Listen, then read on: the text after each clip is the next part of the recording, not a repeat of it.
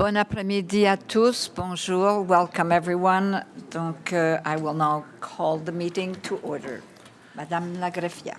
Your Worship, all public meetings of Moncton City Council are simultaneously translated. Hearing devices are available. You have the right to address City Council in the official language of your choice. Meetings are also simulcasted in both official languages on the City of Moncton's YouTube channel and can be found on our website at moncton.ca. If you have registered with the City Clerk's office prior to the agenda deadline, 7 days before the meeting, you will be given 5 minutes for your presentation. Other public presentations will be given 2 minutes. You will receive a reminder when 1 minute is remaining. Please note, no presenter shall speak disrespectfully of council, staff, or a member of the general public. The use of offensive or profane language will not be tolerated. Any breach of this guideline may result in the presenter being asked to leave the council chambers at the discretion of the chair. Un service d'interprétation simultanée est ouvert durant nos réunions. Vous avez le droit de parler dans la langue officielle de votre choix. Les casques d'écoute sur l'Internet à moncton.ca. Si vous êtes inscrit auprès du bureau de la greffière, avant la date limite, c'est-à-dire 16 jours avant la séance, vous aurez 5 minutes pour effectuer votre présentation. Toute autre présentation du public aura droit à 2 minutes. S'il vous plaît, notez, aucun présentateur ne devra manquer de respect lorsqu'il parlera du Grand Conseil, d'un membre du personnel ou du grand public. Le langage blasphématoire et les propos offensants ne seront pas tolérés. Le président ou la présidente pourra demander à tout présentateur qui enfreint cette directive de quitter la salle du Conseil. Merci, Madame la greffière. There are no minutes, right? Is that correct? We have an agenda to approve, and we have some changes. Perfect. So, I would kindly ask that we could move item 9.1, recommendations from the Committee of the Whole of May 26th, to immediately following the adoption of the agenda. And also we have an addition for Calvin Martini will present a 2-minute presentation on Active Transportation Coalition for St. George Boulevard. merci, Madame la greffière. So we need a motion, right, to adopt the changes. Donc, conseiller Kingston, conseiller Steve, seconded. So are there any questions on the changes? No? Il n'y a pas de questions? So could we go to, is it a show of hand? Yes, show of hand, please. Donc, on approuve. C'est beau. Il y a lots of interest. There's none. We had moved council agreed to move 9.1, the item, recommendations from the Committee of the Whole of Moncton City Council of May 26, 2025. There are 3 coming before council. The first is that Moncton City Council approved the proposed allocations for additional funds received from CMHC Housing Accelerator Fund as per the attached 3-year budget. Merci, Madame la greffière. Could I have a mover and a seconder for this? Conseiller Butler and Conseiller Edgett, do you wish to second?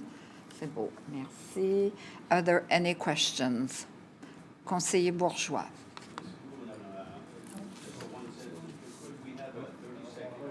Just a second. For some reason, you're not turning on. Merci, Madame la Maire. Could we have a 30-second overview of what this motion means? Because this is a public meeting. I know the committee, the whole meetings are public, but they're rarely covered. So just for the sake of people in the audience and also at home, what exactly we are approving here? Just a 30-second overview. If Josh could give an overview of the, sorry, Josh, you just walked into the room. I just read in the motion from the Committee of the Whole that happened last week. Councillor Bourgeois is requesting an update, just a very short Absolutely. I was just trying to find a phone booth to change into, but I was successful. So following the council presentation and the recommendation or the suggestion or ask that we were able to move some of the funding around to accommodate the soft cost grant programming and to increase the amount of the heritage analysis. We were able to do so and was provided in a updated Excel sheet that kind of provides the breakdown of the cost. So the good news is we're able to continue with all of the original recommendation funding while also finding that additional funds and using up that 50,000 of about contingency that we had to meet, I guess, council's request following that committee of the whole presentation. But in a nutshell, it's an additional 1.3 million that we received. Oh, as an overview, yeah, absolutely. So, and as a good news story, we were very successful in our first year of Housing Accelerator Fund. We put in an annual report, which we'll be doing with CMHC every year. And we did submit an additional initiative, being the downtown, the BIA Missing Middle Housing Program or policy. And in review of that, CMHC had advertiser had made known that there may be some additional funding made available to municipalities. And following review of our action plan and our results, in addition to the new initiative, we were awarded another approximately $1.3 million in Housing Accelerator Fund money, which we then came through to council with in terms of how administration recommended to allocate. Yeah. Thank you very much. When we have the, thank you. I'll be asking the same for number 2, a little explanation. When we have private decisions, and it comes back to us, we have the motion, we also have a paragraph that explains it. So usually I thought we had a committee of the whole, we had a little paragraph that explains, now we don't have it, so it leaves our citizens a little bit in the dark as to what we are approving unless we had that little 2-3 line explanation as Josh gave us. So I suggest we do so in the future. Merci. Merci Josh, merci Madame la Maire. Merci, Conseiller Bourgeois. Any other questions on this? If not, we will go to the vote. Is it electronic? Electronic vote.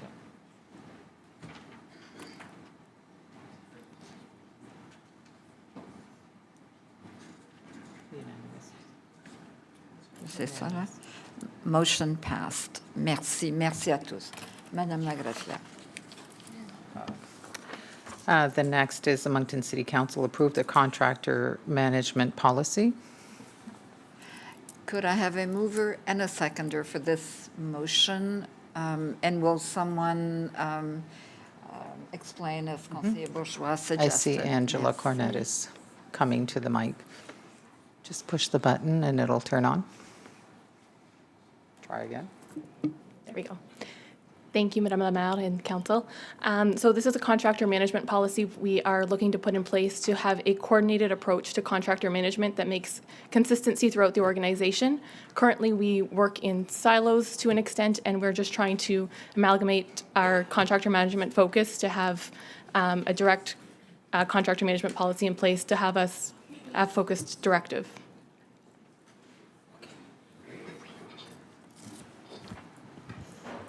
Councillor Edgett. Are there any questions? Conseiller Edgett. Do we have a mover, or? I don't believe we have a No, move. we I don't. would So go move ahead, the please move. approval of this policy. Thank you. C'est beau, Need a merci. seconder. And a seconder, someone from Conseil Léger. C'est beau, merci. So are there any other questions on this? No? So we have, we're voting, okay.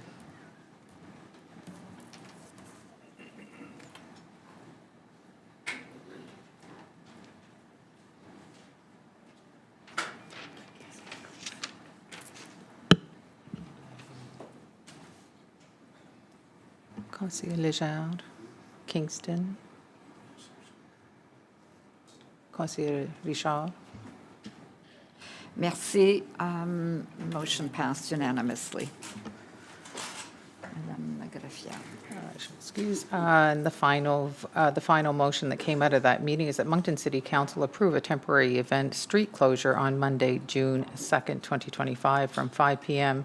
to 7 p.m. to celebrate the Moncton Wildcats 2024-2025 season celebration on the route outlined below.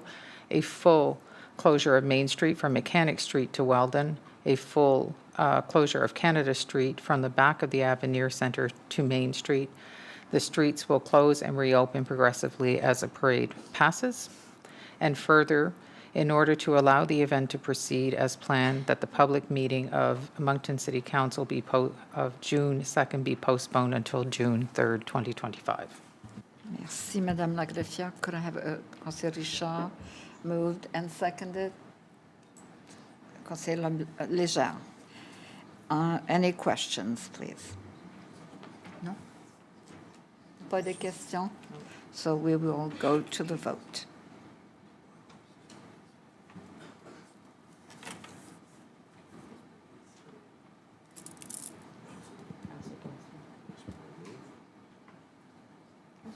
Motion passed unanimously. Merci. Madame Lagrave. Oui. We are going to go back to the original order. There were no minutes to be adopted, nothing on the consent agenda. Public presentations is exposé du public. The first this evening is a presentation from Carl Moncton, and Shannon Tatlock is here to give us a presentation. There we go. Good afternoon, Council. My name's Shannon Tatlock, and I'm the current president of Carl Moncton, and I took over my presidency this year. And I brought along with me some of my board of directors with me. I want to thank you today for allowing me to present on the successes that we've had this year. Do I need to tap to him? Okay. I think this picture speaks for itself. I just want to say a wholehearted thank you to the City of Moncton for approving a grant for us to pave our parking lot. We had the 2024 Everest Canadian Senior Championship here, and we had 26 teams from across Canada, including some from Nunavut, who were in Moncton, and they were very impressed with our facility, and our members as well have really appreciated that we now don't have potholes, that we have a beautiful parking lot to pull into with spots. Some of the changes that I have implemented this year, we took the recommendation from City Council, and we completed governance training through Sport MB, as well as all of our board of directors have signed code of conducts, which we didn't have in place before. I implemented and our board approved Fun Fridays drop-ins, which I'll get into as the presentation continues. We focused on corporate rentals this year, so reaching out to all of our corporate members across the cities and having them come and enjoy the sport of curling for the first time. We also looked at finding more long-term tenants so that we could actually use our facility to support the community and also touch on many different areas and different things, not just curling.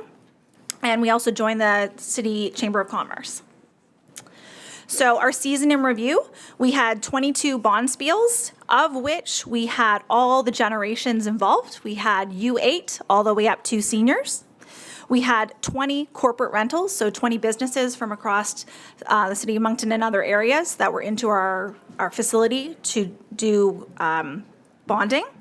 We had school visits, 6 Learn to Curls. So we had 6 groups of about 20 members, so about 120 total. We had 5 Fun Fridays, of which we had 125 brand new people who had never tried curling before. Fun Fridays, I initiated it this year. You could drop in, absolutely no commitment necessary. It was $23 to play. We had instructors on hand to teach you how to play and go out and have some fun. And then off ice, we had snacks, games, things like that. We started with 23 in October, and my last one that I ran in April had 72 people at it. So it was very successful this year. We also had 4 school visits, as well as 4 high school visits where international students came out and tried curling. And we welcomed the Canadian Council of the Blind to our building as well. And they actually attended a national championship. We also hosted 2 Curling Canada events as well. So you can see in some of the photos all the generations that we had.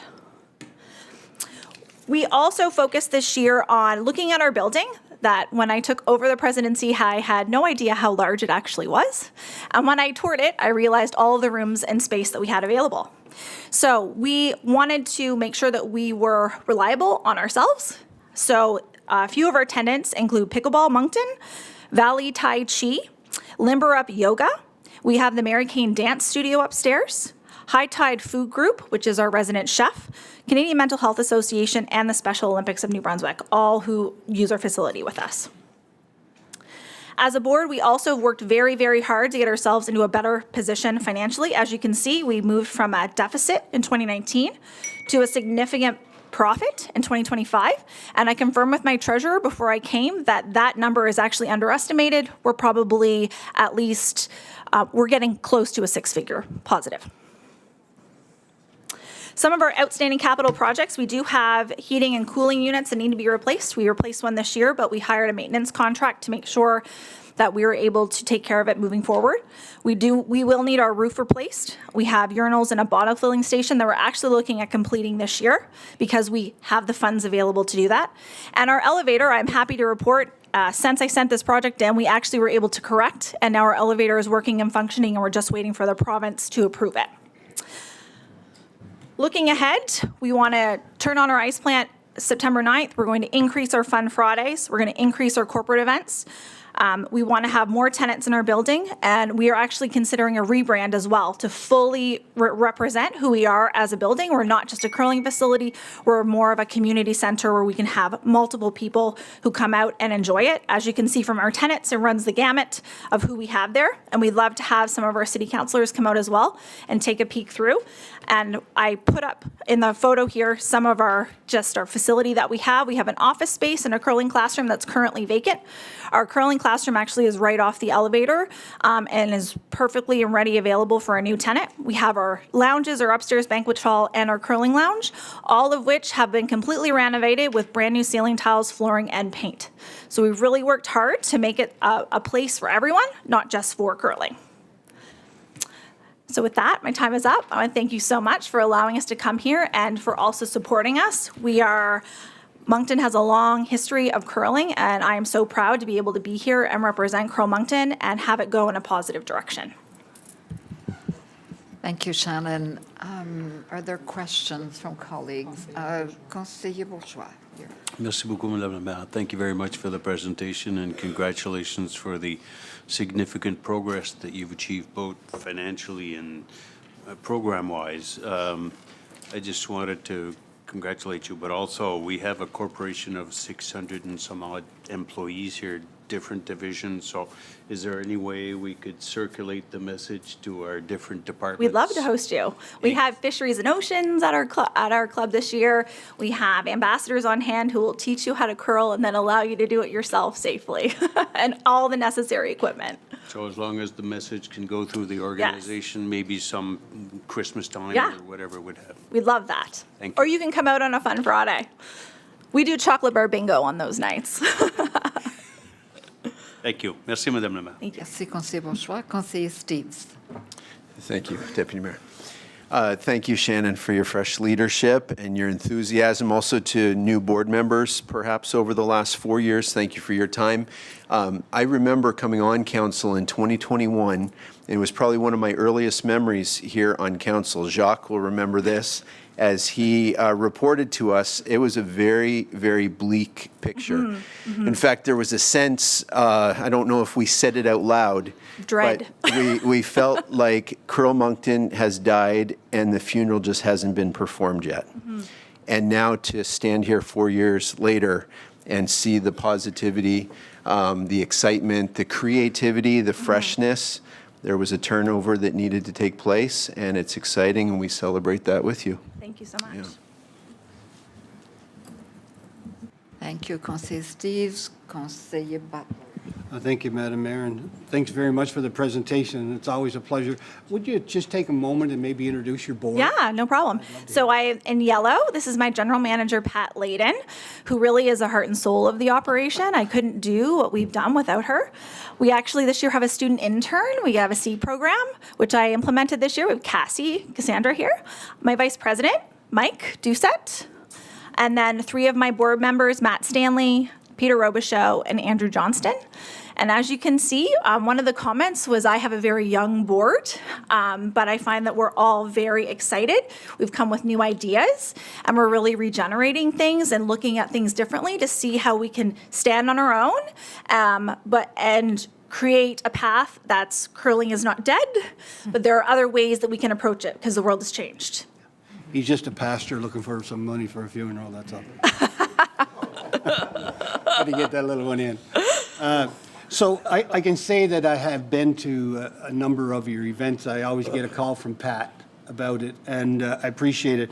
And one of the things that I really enjoy is watching the Special Olympics people when they're yes. there. You usually have them at the opening of most ceremonies, and they throw that first rock, and just to see how much joy they have about that, it's so important. And Yes. you're doing a fantastic job, but also, your staff is excellent too. When you go in there, you really feel warm and you're Yes. welcome. And I think that's one of the things that I heard from when I went to a few of the events is that, Yes. they just feel like, if there's a problem, usually Pat's there to fix it. Yes. But, there's somebody there to look after it, and that's really important. I'm so glad that you had the parking lot done. Yes, it was That's awesome. I think I almost lost my four-wheel drive truck there one time.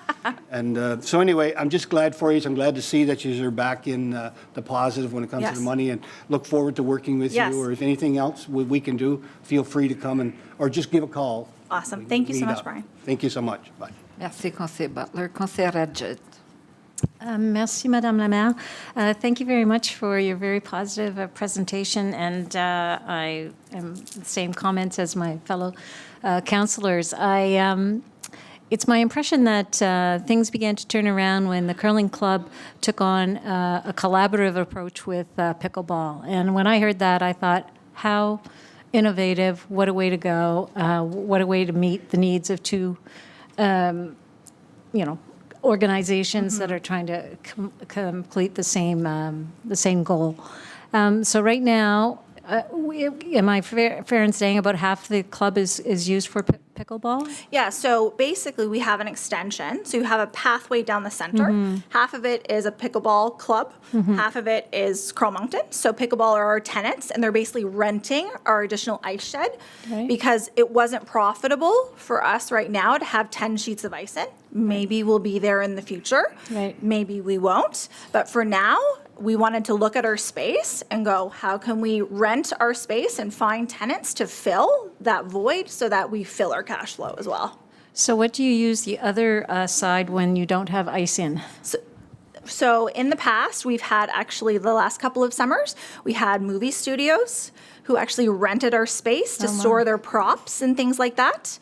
We've been approached by indoor roller skating, roller derby, to use our space as well. So because we're a large warehouse, essentially, once the ice is out, we have a variety of places that we can go. But we have partnered with a movie studio a couple of years in a row, and they rent our space, store all of their props on the ice.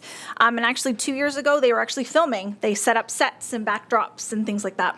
So I really really appreciate your approach to looking at new and inventive things and using the space to the best of your abilities. How would you comment on your involvement with seniors activities? Yeah, so right now, Mary Kane, as well as Tai Chi, as well as our yoga. We also, I forgot to mention that we're partnered with the Mental Health Association of New Brunswick. They rent our space as well. So we have a lot of seniors. I think our oldest member is 88 at the club.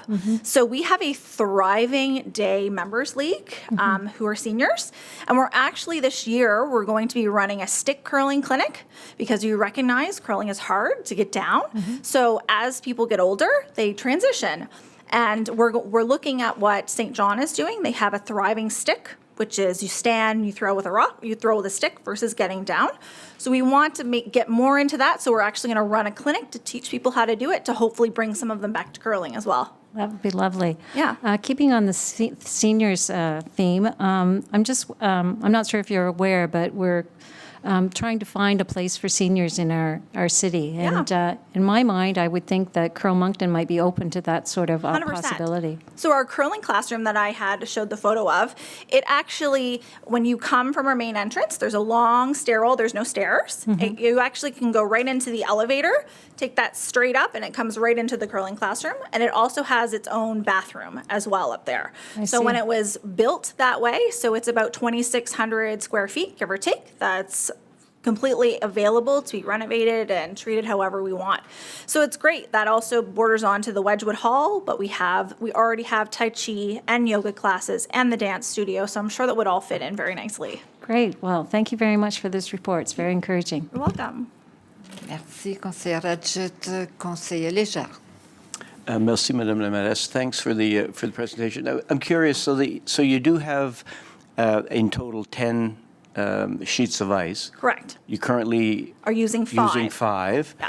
And is it the same ice plant? that No, he- so they're basically like 2 independent ice Okay. plants, 2 independent operations. So it's kind of, and when you walk down, there's like a big long hallway, and Yep. there's 1 independent operation and 1 independent. So if we didn't have the ice in, like we have with pickleball, it doesn't conflict with one another. Okay. And what's the future of curling? I mean, it still is growing, and Mm-hmm. I think, I feel that it's going to continue to grow. I Yes. think you were unfortunately in a situation where things are changing in a relatively quick way. But just a snapshot of what could Moncton expect, Greater Moncton, in the next several years? Are there discussions of bringing large tournaments here? Yes. So we've actually applied for one for 2026. I can't say what it is just yet, but okay. we have applied for it. Maybe we'll get it. We do have some eager people who would like to potentially apply for down the road, either the Scotties or the Briar. The Avenir Center would be a great location for that. That is on the radar. I think for now, it's like we've had maybe 1 or 2 years of really strong movement, and I'm trying to make changes because the world has changed since COVID. So I think that's why Fridays, when we did the Fun Friday, was so popular. People don't want commitment anymore. They don't necessarily want to do it every Wednesday. So we're trying to move away to make sure that we take care of all of our members and they get what they need, but also say, how can we open the door to other people coming through to experience curling, to help it grow? And I was curious, you called it the curling classroom. Yes. So what was the purpose Yeah. that it was designed for? Was it to view the additional 5 sheets of ice? So originally, when the additional shed was built, they hoped that they could do some education. So if there were coaches that were doing training or training high performance, so that's kind of what the idea was for those additional 5 sheets. And the upstairs that viewed that would be the curling classroom that would allow them to take members off or trainers off the ice up to the classroom and work with them there. So right now that space is kind of sat vacant and hasn't been used. And we viewed the building and we said, what space do we have and what tenants can we find? And that's a space that we haven't yet found a tenant for. But in terms of long-term planning, would that be the best use of that space? I understand Probably from a not, because we financial have so much perspective. space downstairs. Like we have the lounge behind, so it's the pickleball lounge right now, but behind where the pickleball is, we have our curling lounge, we have another lounge. So we have 3 lounges plus Wedgwood Hall. Could we lose that space for a permanent position? 100%, I and see, it that's- wouldn't bother us. And that's how you've come together. Oh, Yeah, congratulations. I think it's great. I do say the paving the parking lot and doing all of that stuff around it, the building certainly shines. Yes. And congratulations on the cooperation with pickleball and really sort of thinking outside the box, so to speak. And thanks for stepping up as well with seniors and seniors activities. Yes, So for sure. It's been very helpful, so thank you. Thank you. Merci. Merci, Conseiller Léger. Madame la greffière. Thank you, Mrs. Tatlock. The next presentation is Calvin Martini, and he's here to give a 2-minute presentation to Council on Active Transportation Coalition Read the St. George Street. Mr. Martini? Good evening, Deputy Mayor and Council. My name is Calvin Martini, and I'm here on behalf of the Active Transportation Coalition of Moncton. We recently met with City Engineering about the decision to restore left-turning pockets at St. George, Wellington, and 6th. We are disappointed as this encourages higher vehicle speeds and reduces safety for people walking, cycling, and rolling. We ask Council to help us achieve safer, slower streets because safety for everyone must come first. The continuation of the bike path to the Wellington intersection to connect to the Northwest Trail is a critical missing link. This connection will provide safe, direct access between neighborhoods, schools, and downtown. We understand this project's approval authority rests with the city and should be treated as a separate commitment outside the $1 million AT budget. We also urge Council to prioritize the Northwest Trail extension to Vaughan Harvey and downtown St. George, and to ensure that these projects are ready to access provincial and federal funding. Moncton's AT team is under-resourced, and more staff is essential to plan, deliver, and leverage outside funding.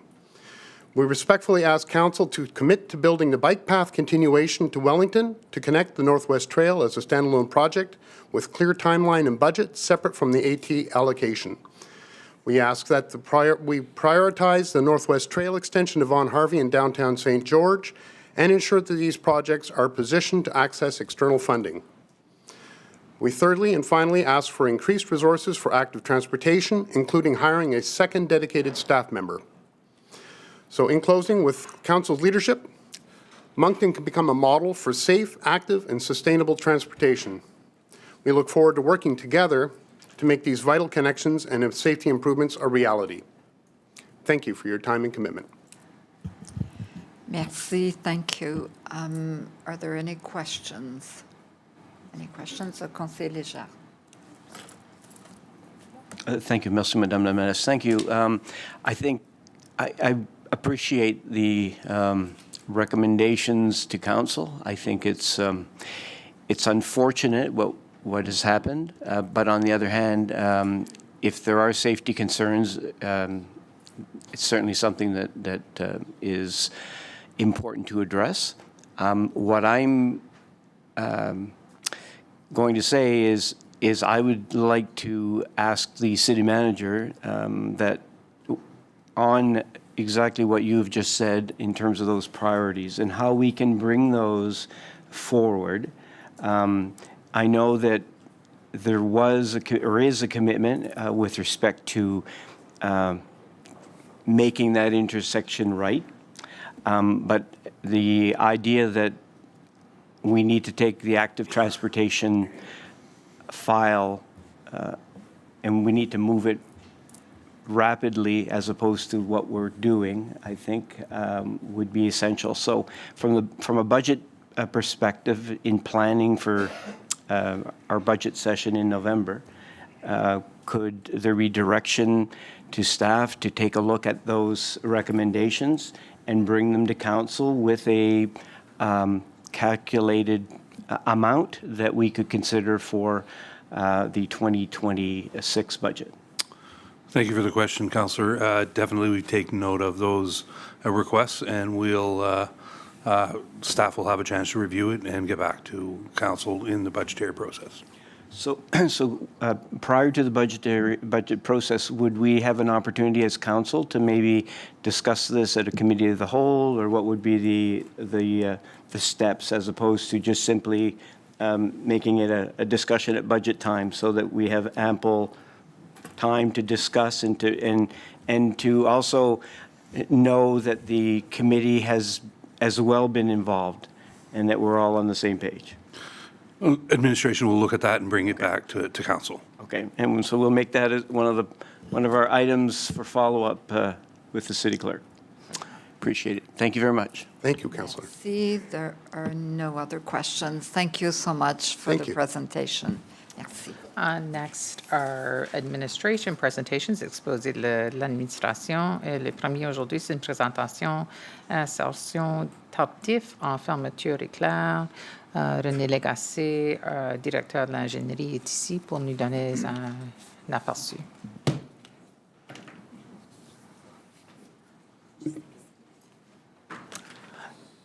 Good evening, City Council, and thank you for allowing me a chance to talk about the zipper merge, our favorite topic of discussion at the engineering department as of late. The zipper merge is all about moving motorists more efficiently through a construction zone. So let's put things in context. If we show up somewhere and we see a lineup, we do the natural thing and we get to the end of the line. That's again, the natural thing to do. We don't want to be that person cutting in front. If we do, we'll certainly get some comments. There seems to be a lot of motorists that use the same approach when they see a lane reduction ahead sign. So when we have a construction zone that goes from 2-lane to 1 lane, there's a lot of motorists that will want to get into that through lane really early in the process. Potentially, that's what they think is the most efficient way to get through the work zone. Or maybe they just don't want to be labeled as that person who cuts in front of everyone, right? However, they're both wrong. There's actually a better way to move traffic through a construction zone when there's a lane reduction, and that is called the zipper merge. The zipper merge is all about using boat lanes that are full capacity up to the merge point. So in the diagrams that you see here, both lanes are filled up to the merge point, where the lanes go from 2 lanes to 1. And I'm not talking 100 meters from that point, or 50 meters, or even 10 meters. We're talking about right where the merge happens. And in at that particular point, this is where cars from each lane take turns and go into the through lane. And as you see, it kind of forms a zipper, hence the name, the zipper merge. There's a lot of advantages to use the zipper merge. We'll just highlight a few ones. The first one that comes to mind is preventing or limiting backup. So in the image on the left-hand side, what you'll see is the cars that are lined up in a single lane. And let's say that totals up to about 1 kilometer. Well, if cars were using boat lanes, our backup would be 500 meters. Simple math, everyone can divide by 2, right? In that case, it's actually blocking part of the highway system because the backup is so far behind the construction zone, which obviously that creates a safety concern. And in our municipal setting, when we have longer backups, that's more chances, more risk of blocking intersections or driveways. So first advantage, limiting the backups ahead of the construction zone.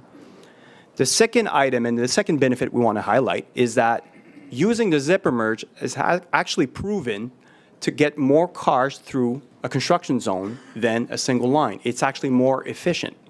So imagine you're stuck at a red light and there's a few cars in front of you. And the light turns green. And the first cars realize it's a green light, so they'll move. And then the second car behind sees the first car move, and then they'll move. So it's a process. It's called a reaction time. That's why not all cars are moving at the same time. Maybe one day we'll get to automated vehicles and that won't be a problem. But for now, we have what it's called the reaction time. And in the zipper merge, actually, that reaction time is reduced because you have 2 lanes of traffic simultaneously moving at the same time. And in that case, in the zipper merge, what happens is the cars on the right-hand side, or the red cars here on the image, are actually merging in these natural gaps that are occurring through what we call that reaction time. So it's actually proven that it's more efficient and that you get more cars through a construction zone efficiently. So let me repeat that. If we all use the zipper merge, we'll spend less time on Main Street this summer. The zipper merge is not new. This is something that was thought of, I guess, or invented back in Europe decades ago. NBDTI started using it recently, and it's interesting to see some of the images and some of the promotion, which differ, but it's all the same message. It's really waiting until the merge point to merge and take your time. The Ministère de Transport du Québec has also been promoting it quite a bit. And we see a lot of states using it. And actually, in certain states, it's the law. And if you're one of those motorists that are not letting anyone merge in, you could be fined in some of these states. So it's actually a bit serious in certain jurisdictions. The zipper merge is all about promotion because it works better if more people do it. It would work perfectly if everyone would do it, right? That's utopia. That's where we're trying to get to.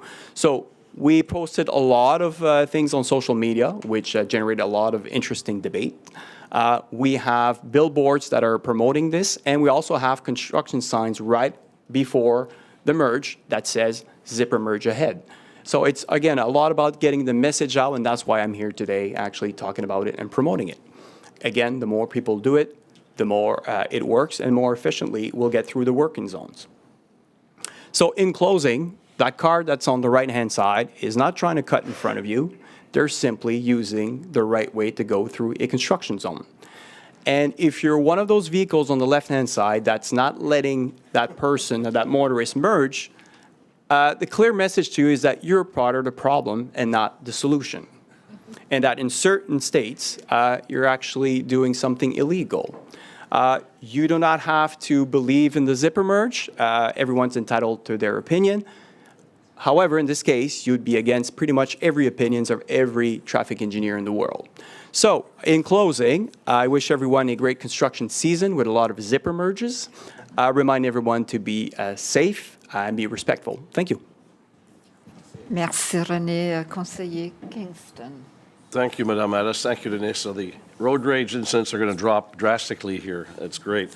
Anytime we try to influence driving habits in Moncton, it's always, everybody's chuckling. We all have our anecdotes in Moncton. And yeah, you mentioned promotion is the huge factor with getting 150,000 people in Moncton, Dieppe, Riverview attuned to that, and it's a great idea. Does the Canadian Transportation, I forget the name of the, they've signed off on this, didn't they? Perhaps. Yeah, it's a well-known phenomenon. It's again, in certain jurisdiction, it's the law. It's actually, I do believe it's in the New Brunswick Motor Vehicle Act, but not more so as a promotion. And certainly, the Transportation Association of Canada would be backing this up. Again, one day maybe we'll see it, more seriously in our jurisdiction, where in other states it's actually the law, and you could be fined for it. Are we starting to see it now in Greater Moncton, or is it's coming? So we're actually, for now, we're more in the education promotion side of things. But I'm definitely glad you mentioned road rage, because theoretically, if this would be applied to the letter, you would take away the first come, first serve.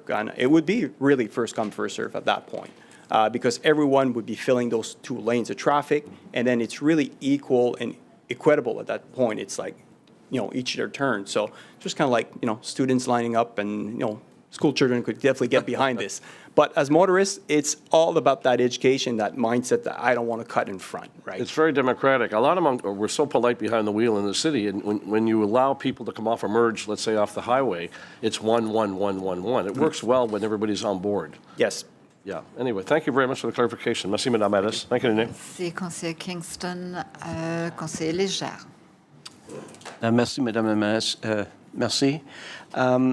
In terms of the signage, I know that it indicates a zipper merge. Are you using exactly the signage that was in the presentation, where it indicates, first of all, using both lanes, then what it's called, and then also showing the diagram of both of the cars in both lanes? Yeah, thank you for the question, Conseiller Légère. There's definitely a challenge with how much wording we want to put on a revolving sign. Obviously, we want to be... So maybe it needs to be broken up, because that's the problem. I mean, and there is road rage. And Yes. so I'm happy, I saw that the New Brunswick logo's on this. I mean, last summer on Highway 15, it had to be back 2 kilometers. And I was a victim of that. I got in the zipper merge, way to go, until somebody decided that they didn't appreciate that.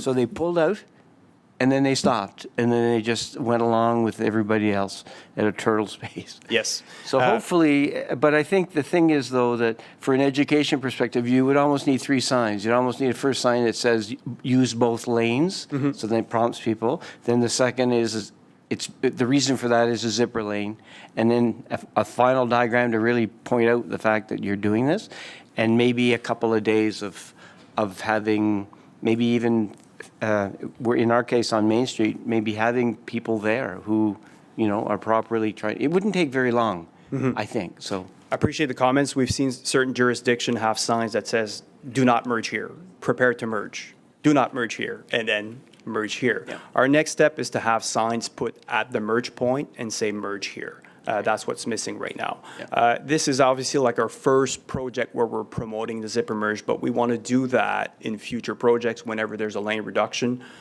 We've been communicating with Dieppe as well. They're on board. I think we'll see them promote that as well, NBDTI. Again, it's education, it's promotion, because whenever that second lane is empty, that's when everyone's kind of like, I don't want to be that person, right? Right. But again, theoretically, if they're both filled, we resolve the problem, and then it's really, really about, first come, first serve, and should eliminate road rage when you think about it, theoretically. Yeah, well, certainly, I think it's a great initiative. Thanks for presenting it, and I'm sure that eventually everyone will catch on, like roundabouts and things like that. Thank you. Thank you. Merci, conseiller Légère. Merci, René. The next item is a presentation on community safety, and I see that Conrad Landry, our fire chief, and I'm not sure if Deputy Chief Charles LeBlanc is coming up as well. Good afternoon, Your Worship and Council. Thank you for having me. A tough act to follow, talking about zippers. So we'll see, talking about community safety. So I just wanted to take an opportunity to talk about an update on our stats and our programs in the bylaw and fire service. On the bylaw service, as a reminder, just the org chart. You have myself as a director, Natalie Landry, which is the coordinator. She takes care of all the licensing and parking. So anything that has to do with either fire pit licensing or dog tags or anything with licensing taxi, she's in charge of that. Charles LeBlanc is the manager of the department, so he supervises the team. Marc L'Italien, which is the team lead. And then under, on the left of your screen, you have we have three parking, we call them downtown officers. So they rotate between the lobby and officers to give tickets during the week. So there's three of them rotating. Two are giving tickets and one's at the main office and lobby. Then we have three regular bylaw officers that are Monday to Friday. They take more complicated case or more cases that take a little longer to investigate and to go. And then on the right, we have our four community officers, supervisors, and they have 12 officers under them. So those are teams of four. So one supervisor, three officers, and those are the ones that take care of the city 24 hours a day, 365 days a year. Just briefly on some stuff that the department does. Of course, we are there 24 hours a day. So 24 days we're patrolling. We're in the city. We have a uniform presence. So just showing the uniform and the presence of our officers. We're asking them to be city ambassadors, to go talk to the citizens, to go talk to the businesses in downtown, to hear their concerns and explain sometimes how things work. Of course, they have to do their job too. They got to enforce bylaws, so that's their main focus. And then they coordinate cleanup for social issues. So we have a contract with an outside agency that cleans up some social issues in conjunction with EnviroTeam through DMCI. Just some numbers. So I have here 22, 23, 24, and then 25 up till the end of April, so the first 4 months. Not going to go through all of those in detail, but there's some trends that we're already seeing. Some are pretty stable, some are increasing. So unsightly premises would be if someone's not maintaining their yard or their house or building is not to standard. Waste collection, that's of course waste when we put our waste out every week. Flyer distribution, so that's people that decide not to have flyers on their lawns, et cetera, so we enforce that. Tall grass, of course, there's only two right now. We were kind of no mow May, so now we're going to start to see those numbers increase. Noise is an interesting one. We saw a huge increase in 2024. So that a few explanation could be because our officers are more out there, they're quicker to respond, and public education to know that there's someone out there at 3 o'clock in the morning. So we'll see what 2025 brings us. Animal control, so these numbers are on top of what PAWS. So this would be people that would call us, and then we would then either refer them to PAWS or deal with the issue ourselves. Fire prevention would be kind of fireworks or fire pits. Minimum standard, that's for someone maybe that not have their deck or their that's not meeting the safety requirements or the national codes. Wastewater, someone pouring, I don't know, oil or gas in the water system or the sewer system. Parks, makes sense that we're zero yet. Our parks are just, the nice weather is just starting now. So just kind of the bylaw section, we see in 2024 we had about 3,000 requests. So far we're at 751. So that just gives us an idea on where we're at.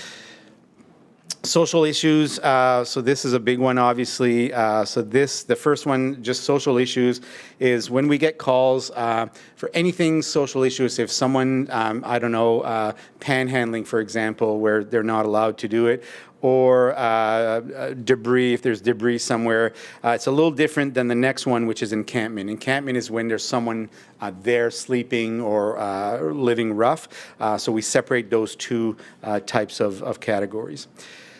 Needles, so again, needles, the numbers probably way higher than that. Those are the amount of requests that we got. So if it's someone finds 10 needles or 100 needles, that's just count as one. So that number would probably be a lot higher if we'd have kind of there's a software issue that we're dealing with now. Same thing for shopping carts.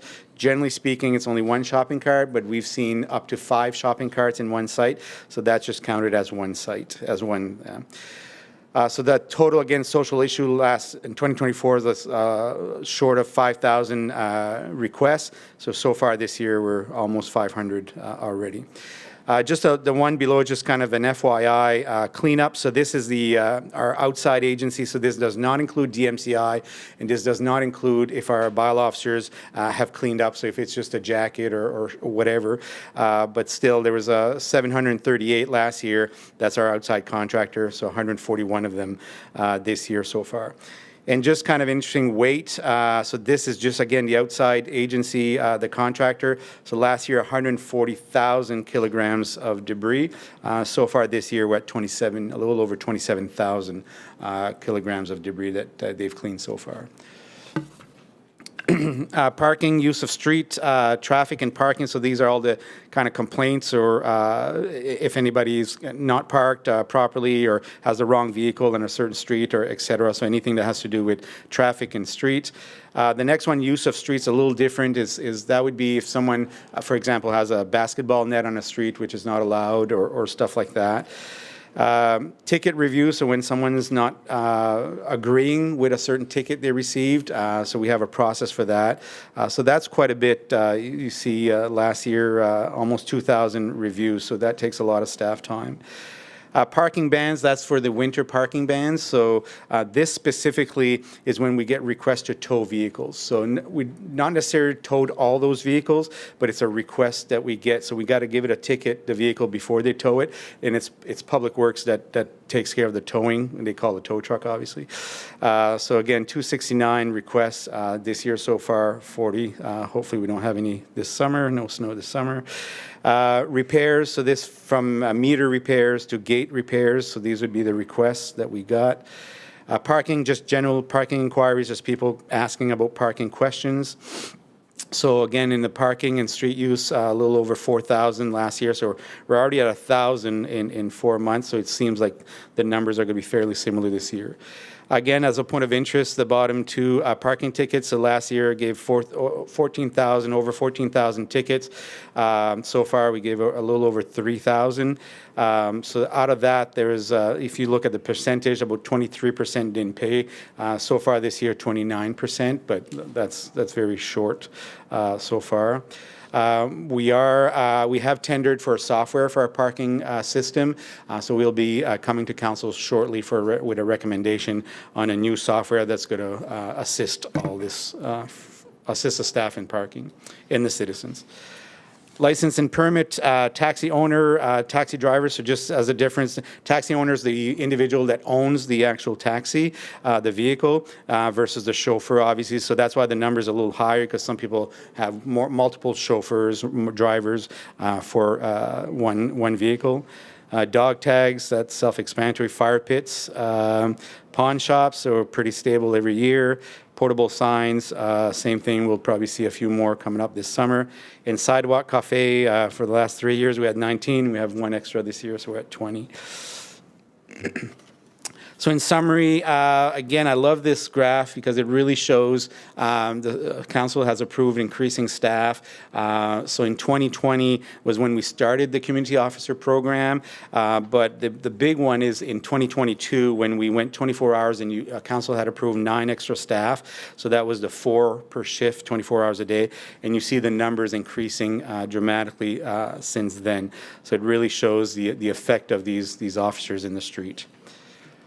The next one is kind of total numbers of calls. So again, you see in 2020 it's starting to increase, but 2022 is really where it takes off. So last year we were just short of 12,000 calls or 12,000 requests. So far this year we're a little over 2,500 requests or service requests. So they are a very busy department. Just here, you see kind of our tools that we have. Of course, we have the vehicles. We have some bicycles, some drones, some ATVs to go in more remote or in the parks, et cetera. Just what the bylaw has access to their arsenal of tools, I guess. Just a small update on bylaw is we are waiting for a report from a consultant. Again, a proposal that we're going to make for the government for a peace officer. So that was promised to us by Friday. So we're looking forward to see what that looks like. And also, the council had approved to convert all the commissionaires to full-time staff. So we're almost there. We're just 5 short of the 19 community officers. So we're doing some interviews next few weeks. So within the next month or so, we should be fully staffed. So that's, and that was kind of the process. In order for the peace officer status, we needed to have those full-time city staff first, and now we can apply with the province to get them their status. And I just wanted to add one slide, and I apologize, it's kind of covering the bottom numbers here, but for fire, because fire obviously falls under me, but just some numbers. What's kind of interesting, if you take kind of the COVID out, so 2020 and 2021, if you take that, you see a kind of a steady increase. And a lot of people say, well, it's a lot of increase in medical calls because of the social issues. But if you look at pretty much every category, our fire calls have increased from alarms. So that's kind of a residential alarm or commercial alarm. Actual fires, so that's fires or smoke, not necessarily always fire, but normally when there's smoke, there's fire. Gas leak, medical calls, and I just added just on the bottom, I know the numbers are small, but just to say, because the question was probably going to come up about overdoses. So you see the number of overdoses. So kind of if we look at 2022, 286, 2023, 849, 2024 went down a little bit, in 2025 went 187. Just want to clarify that that's overdose that we're called to. So we're not sure if it's an overdose or not. So we arrive there, it might be someone that's just feeling faint or someone that might be having a heart attack. But so dispatchers try their best to kind of triage that if it's an overdose or not. But it is some numbers.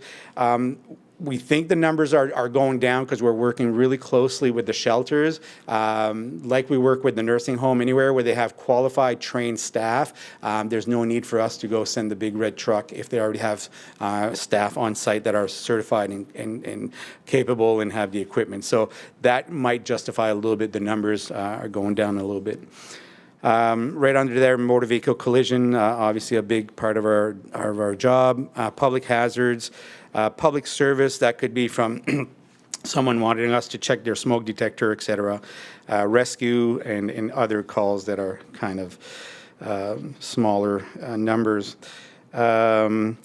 So right now, even this year, if you look again, if you take COVID out from 2017, the bottom number that you can't see, we had over 5,600 calls. The next year, 58, 6,100. If you take COVID out, then 7,000, 7,800, 9,100.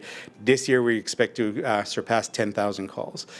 So that's in every category, not just medical. So we are definitely seeing the call volume increase as the city increases. And I'll finish on the fire service review. So as you know, we went to tender for a fire service review. They took their time and analyzed our fire service in the community. And we should be, we're almost done doing all the analysis. So in July, we're expecting to present the detailed report to council. If not, thank you for listening to me, and I'm open for questions or comments. Merci, Monsieur Conrad. Conseiller Richard. Merci, Maris Thériault. Merci, Chief. Thanks for the presentation. Thanks for bringing those numbers forward to us. On the slide named Parking and Use of Streets, the first line, traffic and parking. Just wondering if you could specify a little deeper what parking I know parking, but what traffic violations they can enforce? Right. So that could be someone blocking a street or a driveway or something like that. So we can't stop a vehicle if they're driving too fast. That's not what we're talking about. But if they're not using the street for what it was intended for, parking a large vehicle that's not permitted there, or trailer, you can't just leave a utility trailer in the front yard for days and days. So those are the type of stuff that we would get some complaints about. Okay, so someone blocking a sidewalk. That could call be, that? yeah, that could be one of them, yes. Okay. That could be definitely part of it. A lot of driveways have a sidewalk going through. Next slide after, license and permit, taxi drivers. So I know here, I was trying to go back into what violations, is there, how can a resident put a complaint against a taxi driver? Well, I hope they don't. Hopefully that they meet all our requirements, but if they I have would a have had one last week. Yeah, if they have a concern, they call the regular 24-hour number, 853-3333. But the stuff that you need to look at is their sticker on the window has the right year and month on it. So it's like your registration, your inspection on your vehicle, there's a month and a year, so we need to make sure that that's good. For example, if you enter the taxi, it's got to be clean. It's got to have a picture of the driver, et cetera. The car needs to be in a good condition. So if the driver's not being nice or courteous, et cetera. So there's a whole list of requirements that they do need to meet. If they don't follow the law, if they drive too fast, all that stuff, we can, if we get the concern, we can investigate. And if there's a violation, they could get a fine or even lose their license. So they just call the 853-3333, 24 hours a day, and we'll send in an officer. And if they're driving, then we'll call the RCMP and they'll assist us to stop that vehicle. Okay. Report an issue could be used in the same? Yes, so either the website or the portal, exactly. Yep, that's absolutely, if you do a report an issue, it'd be nice to have like the license plate, the time and place, and the infraction that you think happened, but absolutely. I really enjoy the report and issues, so Yep. if residents are listening, please take advantage of it, so. Merci beaucoup. Merci, conseiller Richard. Conseiller Légère. Merci, Madame la Mairesse. Merci, Chef. A few things. So for the community officers, maybe I saw different type of equipment that they're using. Are they, and somebody has mentioned, although I've not seen them, in parks and stuff like that, patrolling as well? Yeah, so we do, thank you for the question, Councilor Leger. So we do have a schedule. They have to go, there's certain parks that we know that are maybe more problematic. So they do frequently visit those parks, and there's a schedule, like even the schools, so at a certain time of day, they have to report that back to us on the reporting. So there's certain parts. So if you do have an area of concern and you'd like to see more patrol, we can definitely increase that. But there's a schedule of when they have to go each park. Okay. With respect to the possibility of the officers becoming peace officers, what do you think will be the next steps if the first step is that all of the officers were requested to be employees of the City of Moncton? So what are the following steps now, and perhaps a time frame? Right. So step 2 was to get the proposal accumulated. So we're expecting that later on this week. We'll review that, et cetera. And then with the meeting with the leadership is to send the request to the province on getting us the permission to appoint peace officers. And would we perhaps approach it as a pilot for the City of Moncton? Because I'm sure that there would be learnings for other municipalities that could help in terms of maybe having a standard across the province of New Brunswick. Yeah, there's a lot of municipalities that are watching us and they're waiting for this results because it's never been done before in New Brunswick. It's been done many, many times across the country.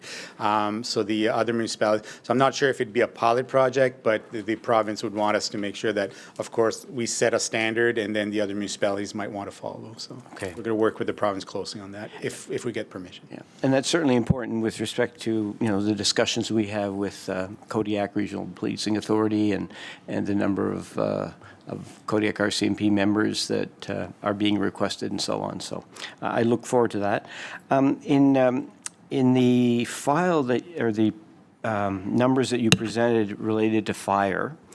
I'm curious because, well, first of all, the medical calls are high. I mean, for 2025, I'd say probably close to 70% of those 9,000 or more calls were medical calls. Correct. So I'm still concerned. A question I have is there better communication now between 911, Ambulance New Brunswick, and the fire group?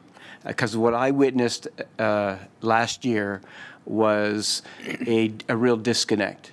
There was a person who had collapsed. It was categorized as a medical call. The 911 operator transferred it to Ambulance New Brunswick.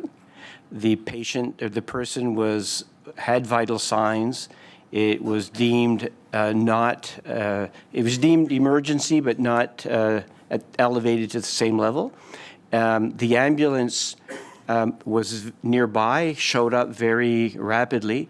Meanwhile, the fire crew never got that message. And they came full lights, sirens, the whole works. And it's alarming. And I understand there was a disconnect. And so I'm just wondering, has that gotten better? And if not, then how can that be addressed so that they would have stood down? They didn't need to be there unless, well, they probably could have, continued for additional help, perhaps. But just your comments on that, and has it gotten better?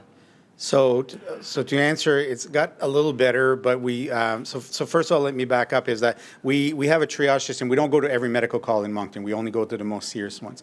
And sometimes we go because maybe it's not serious, but there's a person that's on the third floor and they need someone to help them, et cetera. So the urgency might not be as much as they need more personnel to help. But what we started, and we only had 2 meetings so far, is a committee with Moncton Review, Dieppe, fire departments, Ambulance New Brunswick, and RCMP, and dispatch, and ambulance dispatch, and 911 dispatch, because there was a miscommunication between those 2 agencies. So now we are bringing all these folks in the same, and it's about communication. So Tri-Community Communication Committee. So definitely we've seen some improvement and some understanding as we're at those meetings, and say, oh, we didn't realize that. We didn't. So a lot of that. So we only had 2 meetings. We're seeing some small improvement. So we're going to continue monthly meetings to make sure that continues. The dialogue continues. Okay, no, that's good to hear. Fire alarms. I'm always amazed, in 2025, I think the number, you had over almost 1,133 alarms. I'm sure that some of those must be repeat alarms, and some municipalities have instituted fines, whereas the first time, okay, it could be there was an issue.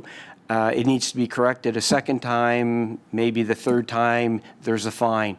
And I expect that with over 1,000 alarms, that could be a substantial amount of revenue. It's not for the revenue. It's to make sure that if there is a true alarm, that the system is working and that you show up, but you don't just show up because somebody's just being neglecting. So their alarm system, for example. So what can you tell us on that? And maybe that'll be an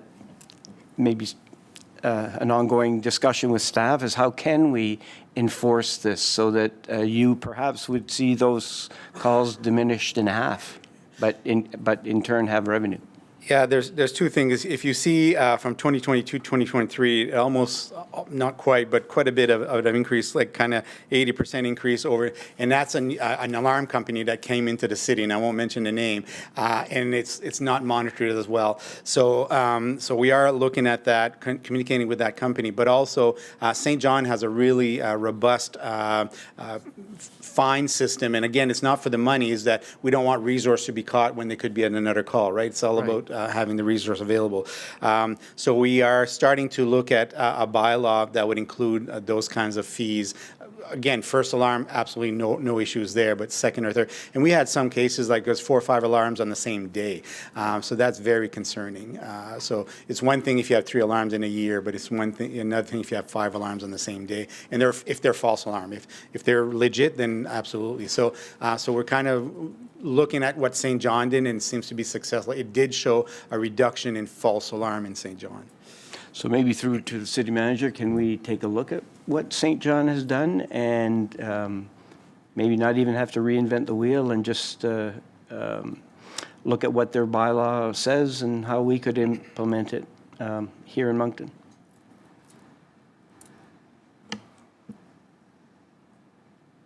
Merci. Monsieur le gérant, est-ce que conseiller Léger? Pendant, c'est quelque chose qu'on peut faire un suivi dessus, absolument. Okay, all right, and maybe bring it back to committee of the whole or whatever, but sooner than later would be great. Yes, Thank we you. will. C'est tout, merci beaucoup. Merci, Conrad. Merci. Conseiller Butler? Thank you, Madam Mayor, and thanks, Chief, for you and also, for all your staff with Charles and them. I find that you're doing an excellent job, especially now since we've changed over to from the commissionaires. I just find that they have a better upbeat about themselves and they feel more professional and understand that. I mean, the guy before they'd be out there and they could get hurt and they'd be no sick time or anything. So it's really great that council, and yourself brought this all forward. My thing is that we keep talking about a peace officer, bringing in peace officers, but the majority of public might not know what that is. I know, but would you give it a little short explanation of what the difference would be? Yeah, so what we're looking at, a peace officer is for specific acts in the province that we could enforce, like the Trespass Act would be one of them, for example. The Detain Act, so potentially we could hold somebody until the RCMP arrives, so if we see somebody. So those are examples, the Mental Health Act or the Public Intoxication Act or something like that. So we're looking at that. The more important is the ability to carry some protective tools. And I'm not talking about guns. I'm talking about if it's a baton or pepper spray or whatever, something like that. Because right now, they don't have a whole lot to defend themselves. So they have their skill. They're all trained. So that's what we're looking for, is just a little bit more of the tools and then just additional authority. The peace officer, if you're a full-fledged peace officer, you can enforce a lot of acts. We're only looking for 5 specific acts to be able to enforce. We're not looking to be police officer. We're looking there to assist and to complement the police force in collaboration. So we're really hoping there's definitely some interest in the provincial government to at least hear us. And during the election, they had all parties said that they were interested in listening. So we're very optimistic, and hopefully that we can come to some kind. If it's a pilot project, we're more than willing to be the pilot project for the province. Yeah, I think it's a great thing. I think that's one of them things in the middle that we don't have right now. But looking at your calls that you've had since we brought the community safety officers on board, it really must have taken a lot of calls down from the RCMP. They must. I'm just looking at the calls that the community safety officers have taken. And also with fire, just with the overdoses and things. I think when we did this, that was one of the reasons why, was to try to cut down the workload from our police officers to get away from this nuisance stuff, that what they would call it. Now they can go on and do other things. So kudos for you guys for getting this done. One of the things that I still get calls about is that you'll see the bylaw, they'll say, I just seen a bylaw officer drive by and there's a car parked on this sidewalk and they never even stopped. Are we still going with complaint driven, or how are we going to do that? I know it's kind of touch, they're going on a call and Yeah. But, Currently, we're still one short per team, so we're missing 5 members. So we try to be proactive as much as when we have the time between the calls. So of course, at 3 a.m., it's not as busy, so there's time to look at the parks and all that stuff. But that's our objective, is we want to focus on 2 things. Is one, to be proactive, to be educate. We don't want to give fines, to be honest, and the purpose is to educate, to make sure people comply, and also to be out there, to talk to the citizen, and to be part of the community. The people experiencing homelessness, they know our officers, and our officers know them on a first name basis. They've built that relationship, and they build that trust, and say, listen, you just can't stay here, and let me help you, and here's some resources where I think you might find help. So we're seeing that respect both ways, but absolutely, I mean, it has to affect the RCMP, but their call volume is increasing also, so maybe the bottom line doesn't affect it, but if we wouldn't do this, their call volume would be even higher, so Yeah. I think it helps. For sure. Just one last thing, Chief.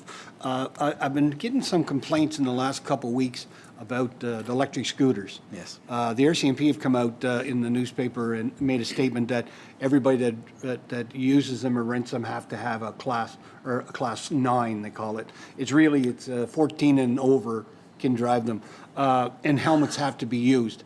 You know, I've seen a number of places where they were being used. People don't understand that it's still a motorized vehicle. You know, you can be charged for impaired driving on an electric scooter, but they don't seem to know that. But one of these days they will, or maybe they have already. But I think one of the things that I looked at, Halifax has a bylaw. Charlottetown has a bylaw. I couldn't find any in Fredericton doesn't have one. I didn't look in St. John, but are we? I don't know why we're trying to reinvent the wheel. Halifax has an excellent one. I read it, and so does Charlottetown. I'm not sure why we're not just taking that and bringing it here and getting it passed, because this is something that, if you remember back when the boot started, it was kind of like the cowboy, you know, just going crazy, and I find that this is what's happening now. Parents are going to tapping it, and the kids are taking off with it. So, you got any comments? I'm sure that you're getting calls. Yeah, we're exactly working on that. We have a committee going on. We're meeting regularly.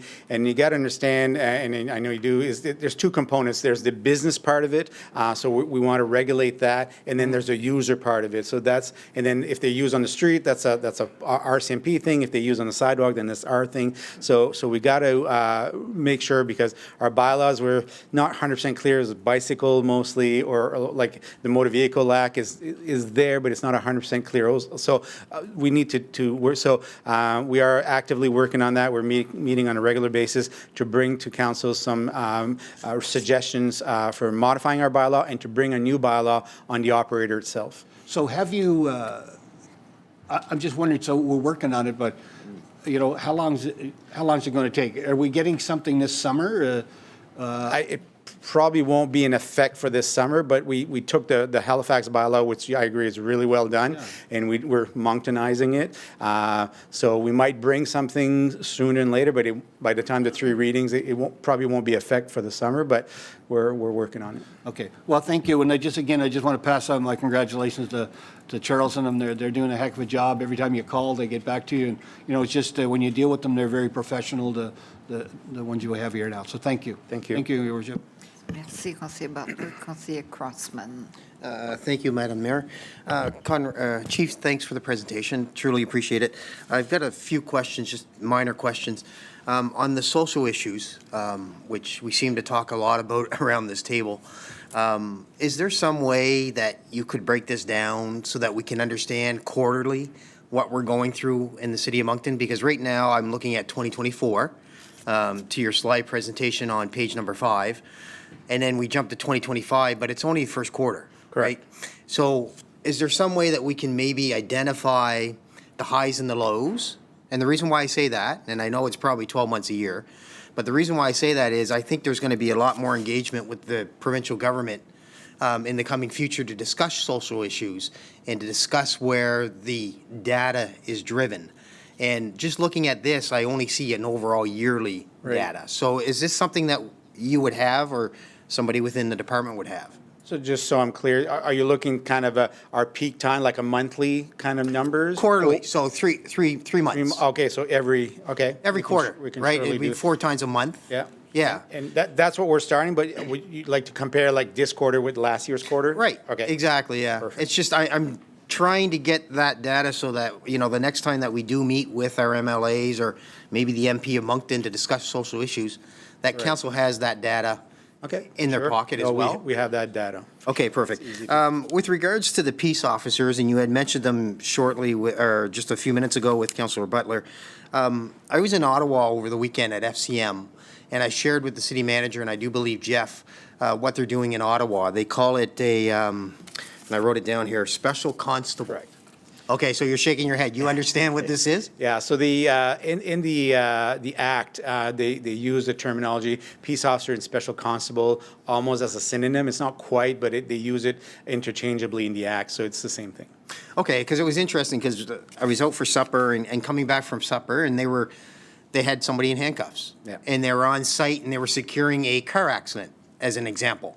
You know, and things along this line. So I happened to have a conversation with somebody on site, and it was just, what they do is traffic control and all this other stuff around, I'm going to call it, not emergency, because technically the RCMP should be there for the emergency within the city of Moncton. Right. But they make sure that they're on site, they make sure the site's secure, Right. and they make sure that we're not paying to have an RCMP officer or maybe a possible fire officer on site that the city of Moncton is spending so much money on for the safety of the residents of the rest of the city. Right.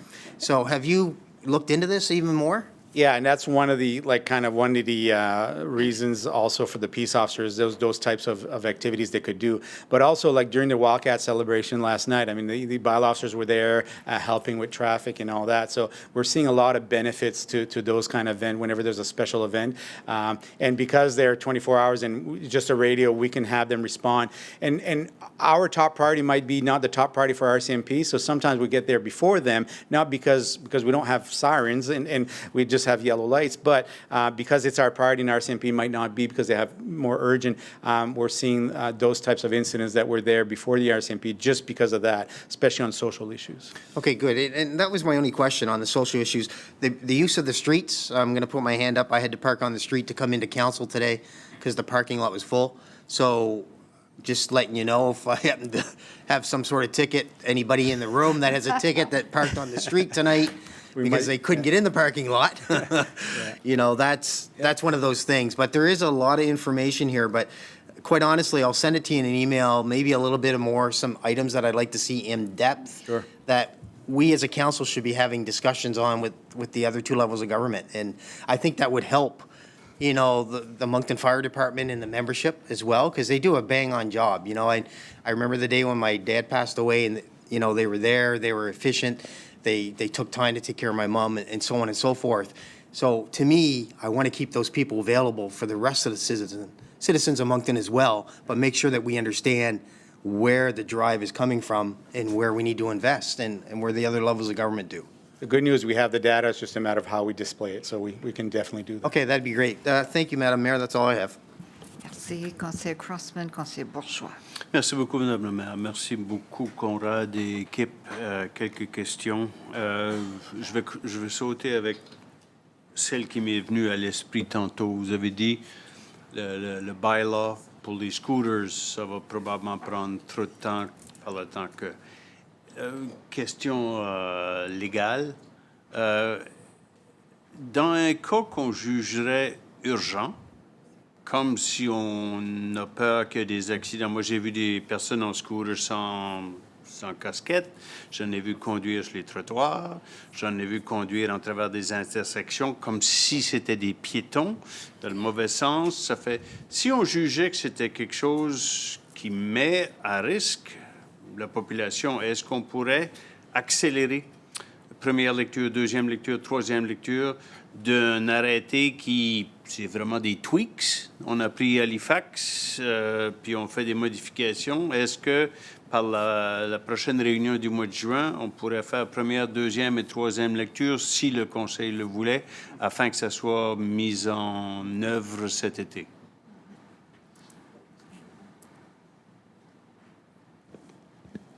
Donc, juste pour m'assurer que je comprends bien, merci pour la question, juste pour m'assurer que je comprends bien, vous êtes en train de demander si c'est possible de faire les 3 lectures d'un arrêté lors d'une réunion parce qu'on juge que c'est urgent.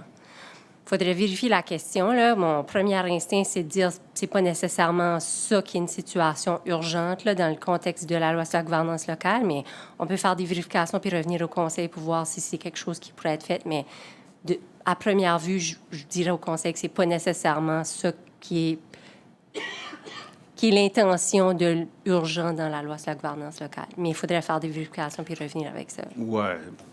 Je pense que c'est au Conseil de juger si c'est urgent ou pas, mais est-ce que d'après les procédures, le code de procédure, le règlement de procédure du Conseil, est-ce qu'il y a, si nous déclarons que c'est une question urgente, est-ce qu'on pourrait en faire 3 lectures?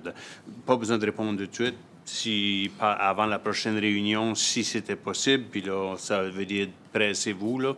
Si on juge que c'est urgent, on procédera à première lecture, deuxième et troisième. On va vous revenir avec des commentaires au Conseil. Mais pour revenir, juste revenir au point que vous avez mentionné, toutes les instances que vous avez mentionnées, pas d'avoir de casque, je pense que vous avez mentionné de conduire de façon illégale. Sur les trottoirs. C'est ça. Donc, c'est beaucoup plus des questions qui sont peut-être en lien avec la sécurité publique puis avec la GRC, là, de ce que je pense, là, comme pas porter un casque quand tu conduis, c'est dans la loi sur les véhicules à moteur, puis c'est vraiment quelque chose que la GRC regarderait. Donc, c'est peut-être aussi de noter ces... En tout cas, je mentionne juste...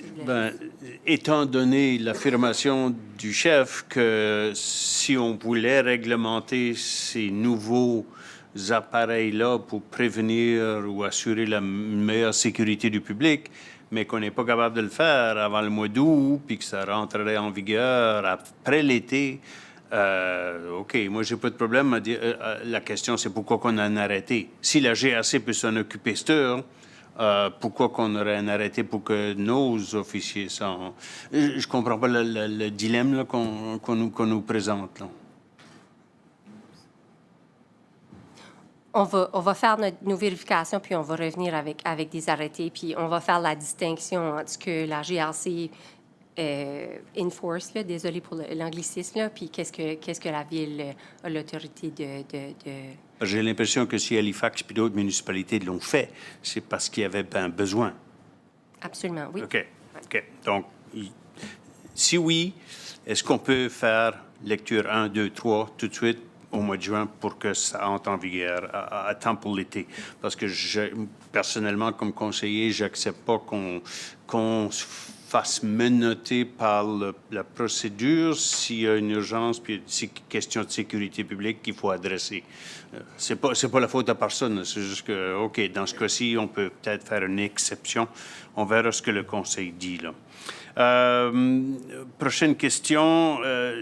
Lorsqu'on en a parlé la dernière fois, peut-être 6 mois, peut-être 1 an même, vous aviez des problèmes de recrutement puis de rétention. Le conseiller Butler l'a mentionné. Maintenant qu'on a transitionné des commissaires vers...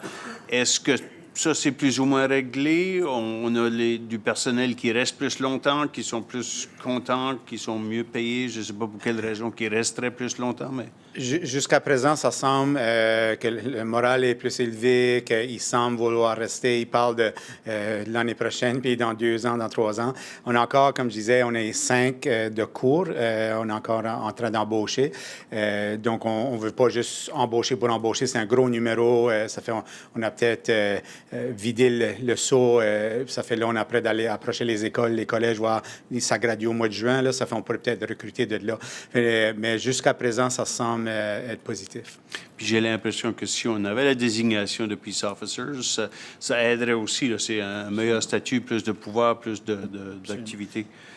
Là-dessus, je suis juste curieux à savoir, ça fait des années. Là. Moi, je m'en souviens, la première fois qu'on en parlait au Conseil, c'était 2011 peut-être, la première étude de Perry Vale Taylor. Qui disait, il y a certaines municipalités, surtout dans l'Ouest canadien, qui avaient des peace officers. Là, ça fait quasiment 15 ans qu'on cogne à la porte de la province, s'il vous plaît, puis là, tout d'un coup, boum, ils nous ont rouvert la porte. C'est aussi simple que ça? Ou... Je ne suis pas sûr que c'est aussi simple que ça. C'est juste durant les élections, chaque parti a dit qu'il nous écouterait comme qui était au Conseil. Donc, pas sûr que c'était une promesse d'élection, mais ils ont promis de nous écouter. Ça fait, nous, on a su bon, on avait déjà envoyé plusieurs demandes dans le passé avec le gouvernement. Celui-ci, on a pensé, on va engager un constituant, vraiment faire un paquet, bien rechercher les recommandations légaux sur la loi, etc. Ça fait, là, on y va à 100 000 à l'heure pour faire une bonne proposition, puis on va voir qu'est-ce qui va être la réception. Excellent. Ben, bonne chance. Pour moi, c'est quelque chose d'important. Parce que ça nous permet d'avoir la théorie de boots on the ground, mais on n'est pas obligé d'avoir des officiers de la GRC qui, je vais les laisser expliquer pourquoi, là, mais qui sont moins intéressés dans les crimes mineurs, des choses comme ça. Mais nous, si on peut, pour la moitié, deux personnes au lieu d'un membre de la GRC pour le même prix, là, on est capable de faire le même job, c'est bien. Est-ce que ça voudrait dire, par exemple, je sais que dans d'autres municipalités, c'est le cas, c'est quand même l'exception à la règle, mais ça existe. Est-ce que ça veut dire que, par exemple, on pourrait offrir la patrouille routière, traffic unit, à l'intérieur de peace officers, si jamais on avait... Est-ce que ça, c'est une des 5 lois que vous regardez qu'on serait capable d'offrir un service comme ça? C'est pas une des 5 qu'on a demandé présentement, mais c'est quelque chose qu'on a déjà discuté de dire, une fois qu'on a le statut, là, on pourrait demander pour ajouter, d'après notre opinion, la loi nous permet d'être des peace officers, puis c'est juste à dire quelle loi que vous voulez renforcer. Ça fait, nous, c'est ça, c'est OK, une fois qu'on a ces 5 ici, qu'on est intéressé, là, après ça, c'est laquelle qu'on va demander dans le futur, une fois qu'on a établi le respect, la crédibilité de la province, etc. Oui, parce qu'un des problèmes qu'on a avec la GRC, c'est qu'on paye pour leur traffic unit, mais c'est une unité qui est à Fredericton puis qui vient à Moncton peut-être une fois par mois. Ils font une patrouille intensive pour une journée ou deux. Après ça, ils retournent. Là, on en aurait 7 jours par semaine, pas sûr 24 heures sur 24, mais au moins à une meilleure fréquence. 2 fois le nombre de patrouilleurs, dans ce cas-là, peace officers, pour le même montant que si on avait demandé à la GRC, qui va nous venir au Conseil avec une demande pour dire on aimerait d'établir une unité de patrouille, là, puis ça va nous coûter beaucoup plus cher que si on l'avait. Mais est-ce que ça serait possible? Donc? Oui, c'est légalement possible. Puis nous, c'est ça même pour les taxis. Si on veut arrêter un taxi pour faire des vérifications, on n'a pas autorité. Ça prend la GRC présentement. Donc. OK, superbe. Ma dernière question. Est-ce que nos agents sur le terrain qui vont intervenir avec des personnes overdose, surdosage, tout ça, est-ce qu'ils sont bien équipés avec de Narcan, avec des piqûres pour ressusciter des gens? Est-ce qu'ils ont les équipements comme si la personne a besoin de respiration, on a les pompes plutôt que le bouche à bouche? Est-ce qu'on est bien équipé comme ça? Donc, c'est ça. Tous les officiers ont sur leur ceinture au moins 2 doses de Narcan, puis il y a de l'extra dans les véhicules. Puis aussi, ils ont tous pris des premiers soins avancés, donc un cours de 40 heures, qui, pas tous, il y en a encore des nouveaux qui n'ont pas encore pris la formation, mais la plupart. Puis ça peut donner de l'oxygène, mettre des guédelles, les ballons, masques, etc.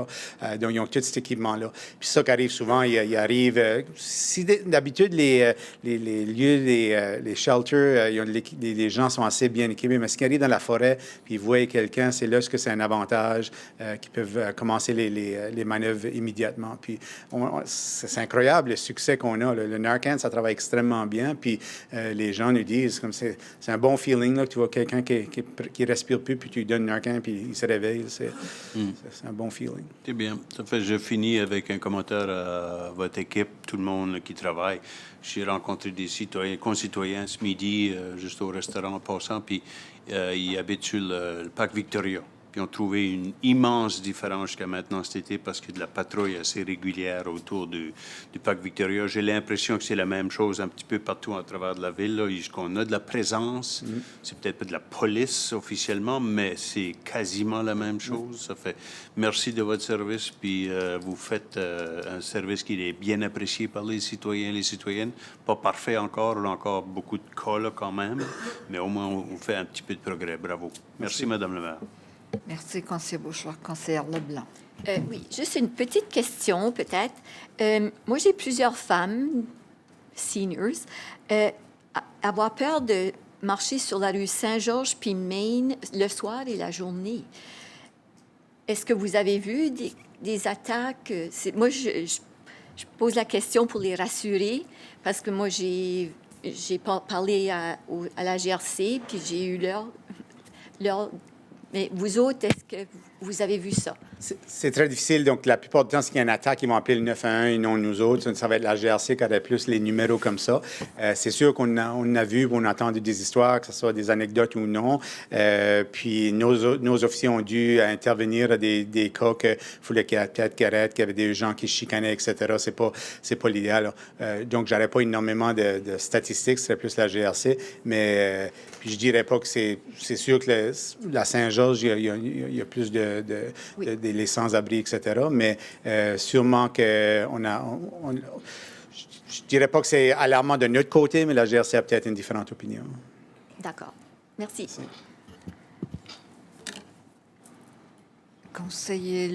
Merci, conseillère Leblanc. Conseiller Légère. Merci, Madame la Mairesse. Thanks. Just getting back to the scooters. Yes. You've probably seen the article that CBC wrote with respect to the Halifax experience, but what they've signed up for is a company that I think they're providing e-scooters and e-bikes in over 30 municipalities. They all have a helmet. They have the software that makes it, in their mind, they will stop you from driving on the sidewalk. They literally will stop your bike and then will find the person using the bike. There's a lot of different things that are quite positive.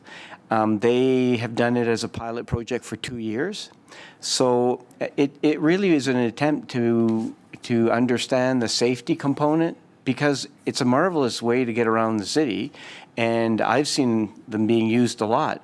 But as you know, Councillor Bourgeois mentioned, they're everywhere.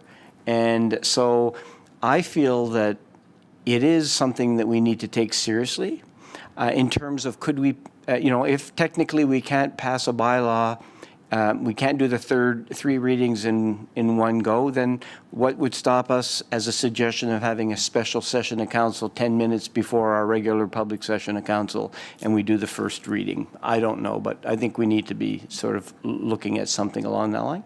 But in any event, I really truly hope that we take this seriously and we can do this very quickly. I do like the way though, and apparently there is a company in Halifax that also provides very similar technology because they were shortlisted in the tender. So anyway, it would be interesting to see that come back, and hopefully we can get some comments on so that the safety concern is addressed immediately. So, Councillor Leger, we did meet with both. There's two companies that we are aware of that operate in Moncton.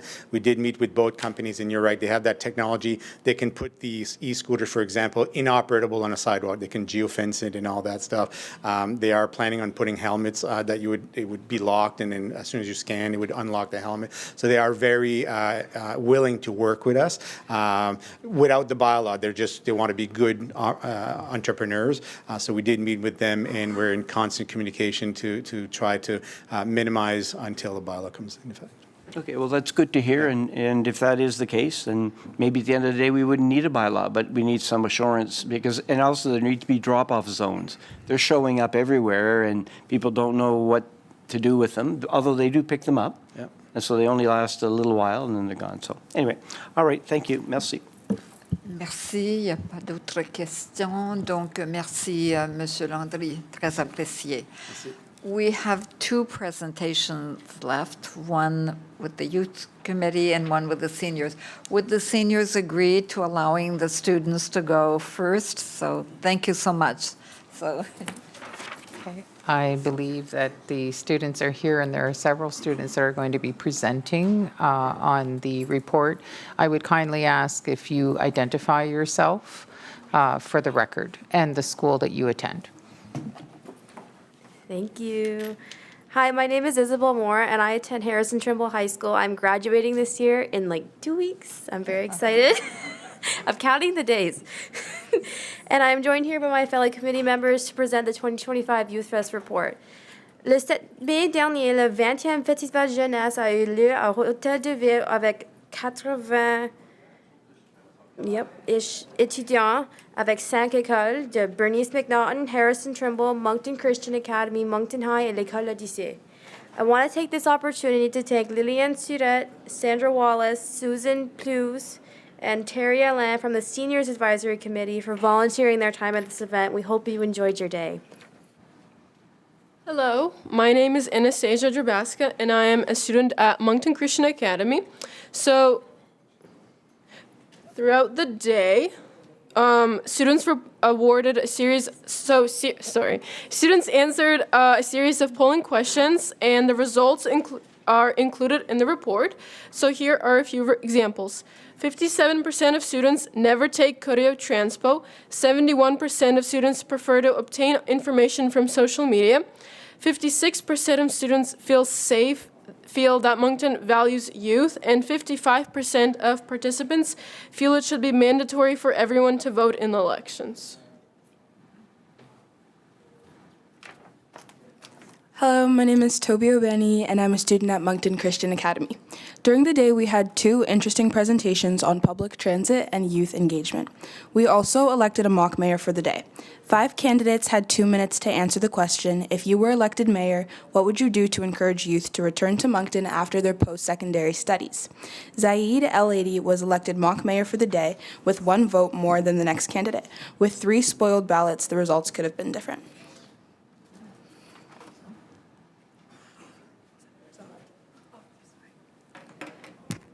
Bonjour, je m'appelle Sahar et je suis étudiante à l'école L'Odyssée.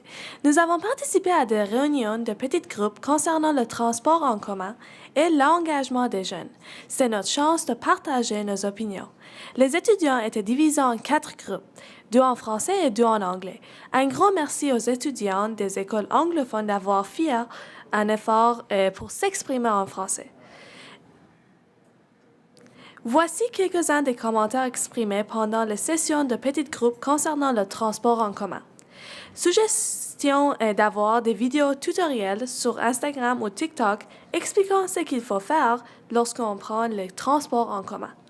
Les étudiants trouvent que ça prend trop de temps pour aller d'un point A à un point B et qu'il faut changer de l'autobus souvent. La fréquence de service devrait être augmentée sur certaines lignes et les autobus devraient circuler plus longtemps pour que les étudiants qui travaillent puissent prendre l'autobus pour rentrer chez eux. Plus de publicité est nécessaire, en particulier la promotion de l'application Kodiak Transpo, et les étudiants ont hâte de payer par carte de débit et de crédit. Hello, my name is Sydney Wood, and I'm a student at Bernice McNaughton. Some of the comments that were made during the youth engagement breakouts sessions include the following. While students feel their opinion matters, they want to elect officials to actually listen to their ideas. They want to be treated as equals. In-person engagement is the preferred method of engagement.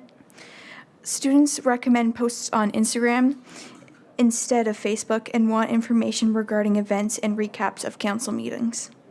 They express a desire for more events like Youth Fest during the year. We want to congratulate the city on their creation of Community Development Officer of Senior and Youth. This is very positive.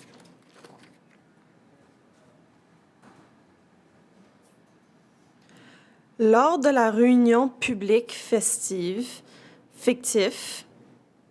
nous avons discuté une demande de raisonnage pour la construction d'un immeuble de 11 étages avec 172 logements. Le projet aurait un espace commercial au rez-de-chaussée, une clinique de rétablissement pour alcooliques et toxicomanes, une clinique de méthadone et une clinique de santé mentale. 35 logements vraiment abordables au 2e étage avec préférence données aux résidents du programme de rétablissement.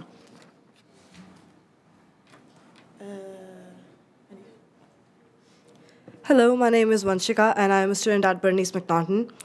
Administration provided feedback received from the community during their presentation. Attendees were provided with the opportunity to share their feedback, which included the following points. Pros. Project is a direct response to the current housing crisis. The ideal location with amenities such as public transit, retail, and education facilities in close proximity. Project places people's needs before profits. And cons are safety concerns for children and tenants, with individuals suffering from addiction residing in building and visiting clinics. Traffic concerns were also expressed. Some felt that the project did not fit well with the existing neighborhood that mainly has single-family homes. Others felt that the project was trying to solve too many social issues at once. Good day, everyone. I'm Kira Casey, and I'm in grade 11 at Harrison Trimble High School. And the mock council composed of, we elected a mock mayor, Zahid Al-Lady, and members of the Youth Advisory Committee then debated this issue. The motion to approve the rezoning request passed with 7 voting in favor and 6 voting against. The afternoon concluded with testimonials from our graduates. 5 committee members will be graduating this year. New committee members are to be appointed at the next City Council meeting. We also had a prize draw with Abby Watson from Moncton High School, who won first prize, 4 tickets to a show of her choice in the box at the Capitol Theater. Deputy Mayor Paulette Thériault, Councillors Charles Legier, Daniel Bourgeois, Dave Steves, and Marty Kingston answered questions submitted by students throughout the day. As you can see from these photos, we really had a great day. Participants had fun while learning about municipal issues and providing valuable feedback to the City of Moncton. We want to thank members of City Council who took time out of their busy schedules to be with us at Youth Fest. Thank you.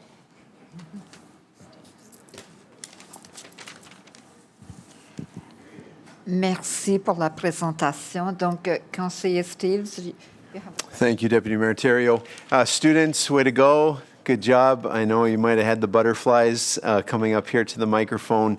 It's not easy to speak here at council. And fellow councillors, I just want you to know how sharp these students are and the amount of time that they've taken here to learn about city issues over the entire year, a couple hours on each month. And I've just really enjoyed being part of that. I know that Councillor LeBlanc would echo my sentiments. It's always been fun to be able to bring a real-life scenario of council to the students to be able to debate. And I would say out of the last 4 years that I've been part of this committee, this year's is the most robust, another word could be the loudest, crew to be able to debate passionately over what they would do if they were sitting in these seats. And Youth Fest, if you did have a chance to be part of it, just imagine this place completely packed out with extra chairs, with a lot of enthusiasm.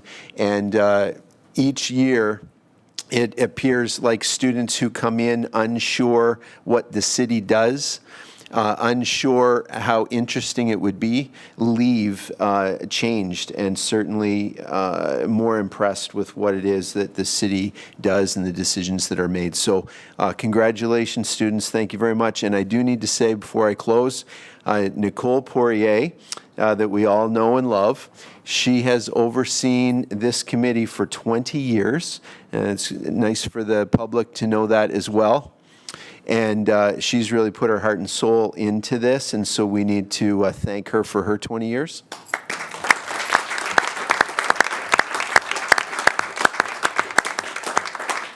So thank you very much, Nicole. And the official baton has been handed. This isn't even, this is the good news story of all this, is that Ellen Jeffries was once one of those high school students on this youth committee. I won't say how many years ago. And Ellen is now going to take that on and oversee that now. And so it's been a real successful handoff. And Ellen's fresh enthusiasm will be welcomed on the committee. And so I just think that's just been really well done. A mark of a good leader is how you transition and your legacy. And Nicole has done that. So thank you, Nicole. And we look forward to having you. Ellen. Merci beaucoup, Conseiller Steves. Thank you to you and Conseiller Leblanc for your work on the Youth Committee. Et Nicole, merci infiniment. Donc, Conseiller Bourgeois. Merci beaucoup, Madame la maire. Merci pour votre présentation, votre présence et vos collègues aussi. Là, comme le conseiller Steve l'a dit, c'était pacté, comme on dit. I was very much impressed by the quality of the debate, but I was also surprised by the passion, as mentioned by Councillor Steves, that you exhibited. And I have a question for you, if you dare try to answer it, but one of the surveys that you administered, one of the questions on the survey asked your colleagues and yourselves, did you ever want to participate in municipal governance? And if not, why not? And one of the top reasons was because it was too oppositional. Here's my question. You've seen so far how we've deliberated. It wasn't 10% as passionate as your discussions when you deliberated that motion. So explain to me why you would not, or you and your colleagues would definitely not want to participate in municipal governance because it was too oppositional. But when you were given the chance, it was much more oppositional than what it is in real life. Can somebody explain that to me, or?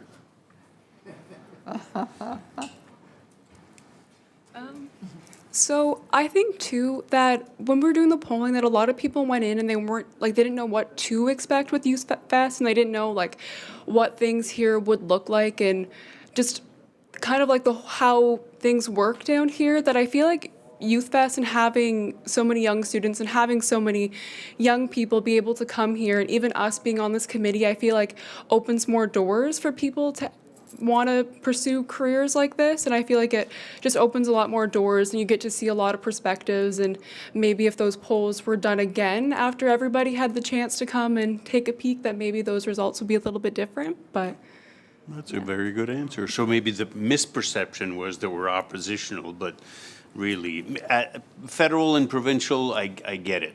It's on TV and they're insulting each other, but I've never seen that here before. So, well, good. Thank you. Excellent answer. Merci beaucoup, Madame la maire. Merci, Et bonne Conseiller. chance dans vos futurs. Conseiller Richard. Merci, Madam Esterio. Thank you for the presentation. I'm glad to hear that everything went well. You guys had a blast.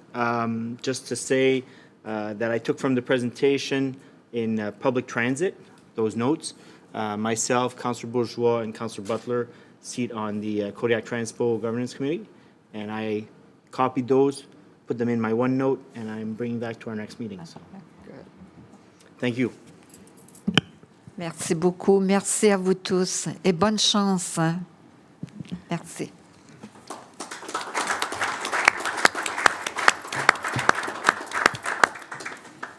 Our next presentation and final presentation this evening, last but not least, is a presentation from the Senior Advisory Committee, and Lillian Surratt and Payson Rao will be here to give this presentation.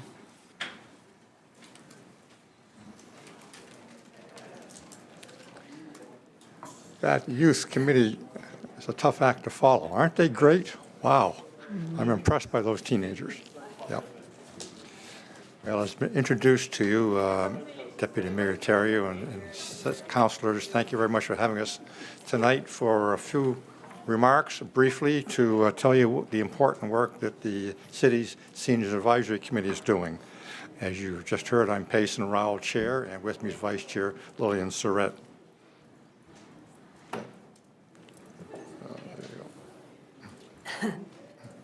Payson et moi-même, les autres membres du comité sont Betty Peacock, Eileen White, Winston Pierce, puis Winston est ici là, Terry Allen, Sean Field, Susan Plews, Sandra Wallace, puis Mike Richard. Les conseillers Daniel Bourgeois et Sean Crosman font aussi partie du comité.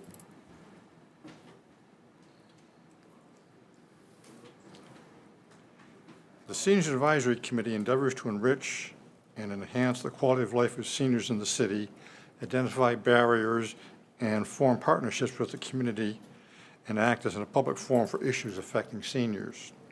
The committee makes recommendations on services that fall within the responsibility of the city and that affect seniors, such as public safety, public works, recreation, and transportation.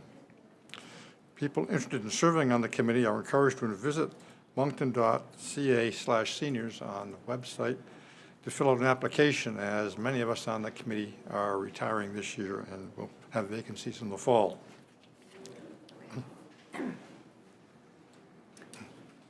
Le comité consultatif des aînés possède les responsabilités suivantes. Jouer le rôle de ressource auprès du maire, de la mairesse et du conseil municipal pour les questions touchant les aînés. Jouer le rôle de tribune pour discuter des questions touchant les aînés. Conseiller sur les améliorations à apporter au programme, aux politiques et aux services offerts aux aînés. Déceler les obstacles à l'accès des aînés aux services et programmes municipaux. Former des partenariats au sein de la collectivité dans le but de sensibiliser et renseigner tous les améliorants de la qualité de vie des aînés. Assurer le suivi des mesures à prendre et la suite des réunions du Conseil consultatif. While we're here today to present our 2025 priorities, we want to first highlight some of the work the committee has accomplished to date. In 2017, the City of Moncton was recognized as an age-friendly community by WHO, the World Health Organization, and by the province of New Brunswick. The committee established a seniors-friendly business program to promote age-friendly practices and to recognize businesses making efforts to be more accessible to seniors. The Seniors Parks and Trails Initiative has seen benches installed on trails in Centennial, Irishtown, Mapleton, and Riverfront Parks, and along the Rabbit Brook and Northwest Trails. And as you heard from the Youth Committee, our committee members also volunteer for various events, including Intergenerational Day and the International Day of Older Persons. En avril, nous avons tenu une séance de planification stratégique afin de déterminer les priorités qui guideront nos efforts en 2025 et au cours des années suivantes. Pendant cette séance, nous avons établi 4 priorités. The first of these priorities is to encourage the city administration and council to continue working with the Seniors Center Group to establish a dedicated seniors center. We appreciate that council has supported this initiative to date, and we hope council will continue to support this group financially when a suitable location is found. Additionally, we encourage City Council to prioritize public safety issues affecting seniors so that older adults in our community feel welcome and safe when attending events and when exploring parks and trails and while frequenting businesses and accessing services.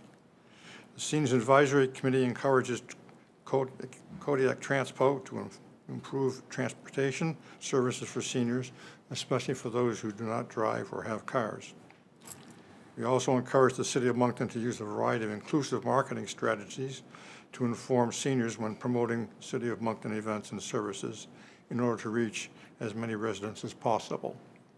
Examples include printed materials, newspaper and radio ads, and newspapers and interviews in the city website and social media channels.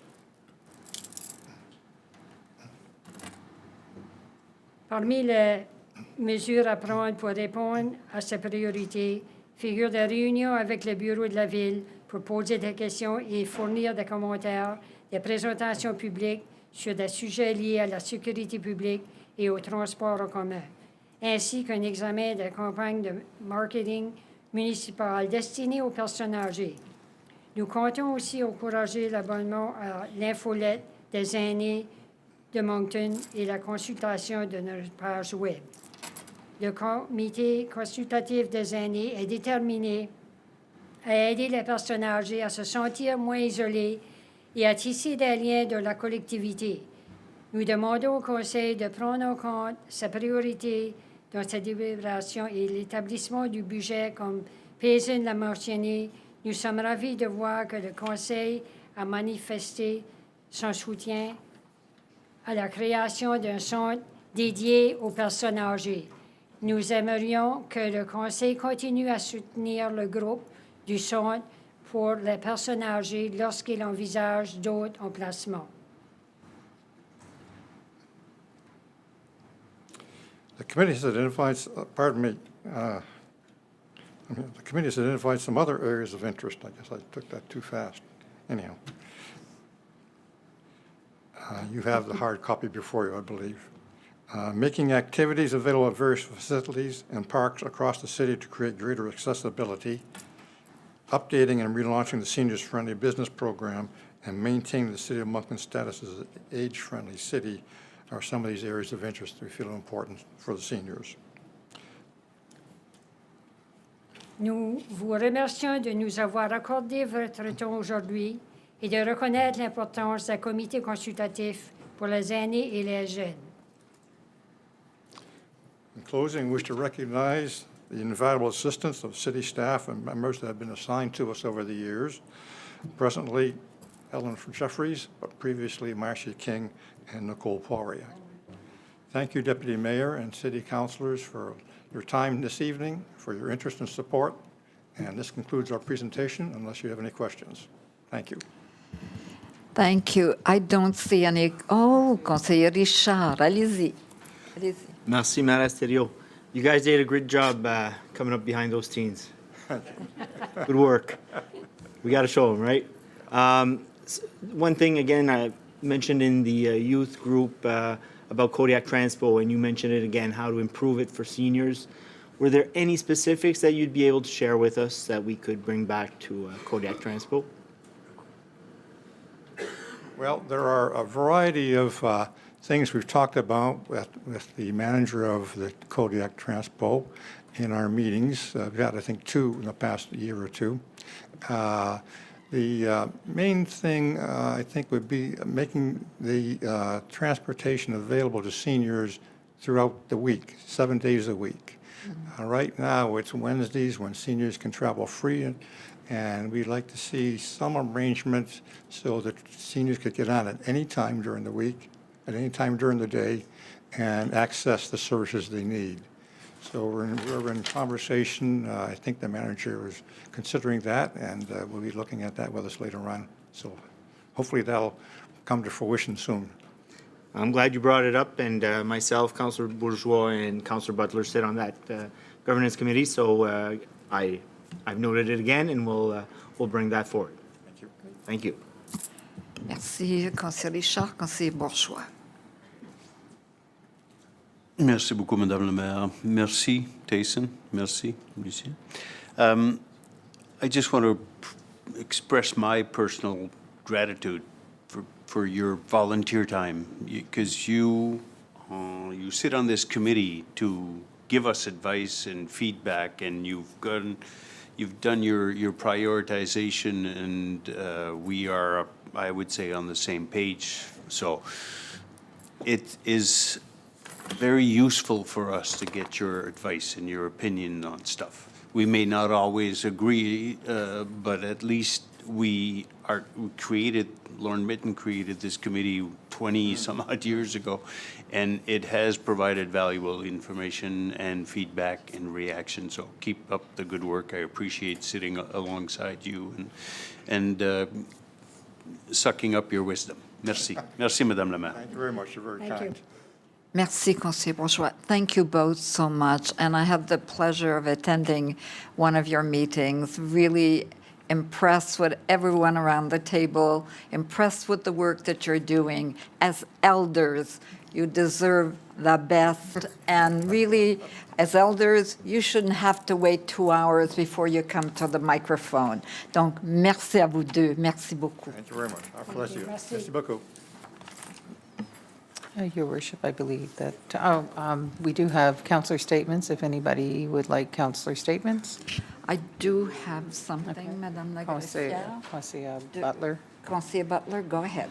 Thank you, Your Worship. I just would like to mention and bring thoughts to the families of the 3 fallen heroes that happened 11 years ago. I would like to ask the citizens of Moncton, Riverview, and Dieppe to remember all our fallen heroes on June 4th. 3 friends of mine were murdered in the line of duty. A simple gesture of leaving on your back light would let all the members and their families know that we will never forget them. Thank you from a retired member, and may God bless all the families. Thank you, Your Worship. Merci, Conseiller Butler. Anyone else? If not, I do have a statement. Donc, premièrement, j'aimerais d'offrir nos condoléances à la famille de Claude Roussel qui nous a quittés le 28 mai dernier. Comme vous le savez, M. Roussel était un artiste visuel de renom. Il avait, entre autres, reçu plusieurs distinctions, dont l'Ordre de Moncton, l'Ordre du Nouveau-Brunswick et l'Ordre du Canada. Il a grandement contribué à la culture et surtout aux arts visuels contemporains du Canada. Donc, il était un pionnier dans sa discipline. Donc, nos condoléances à la famille et aux amis.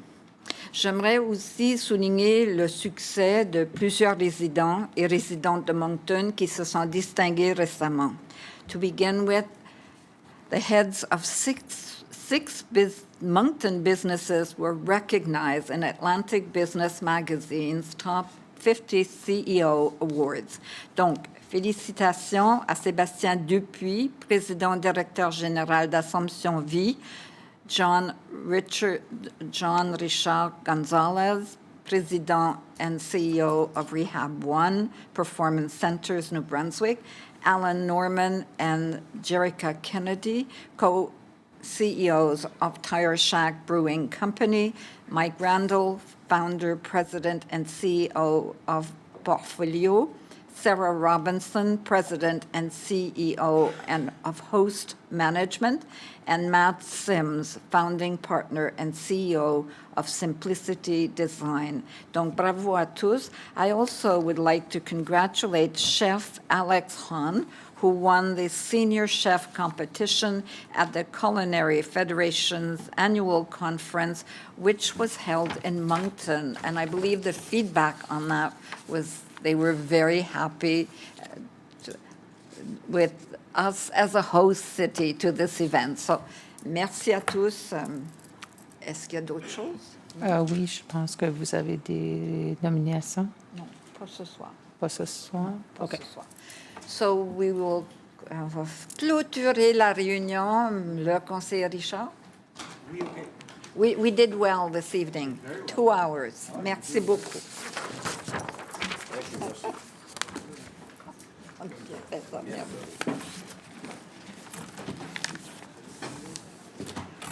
Oh my God, j'aimerais que ma journée soit finie, moi, là. Oh my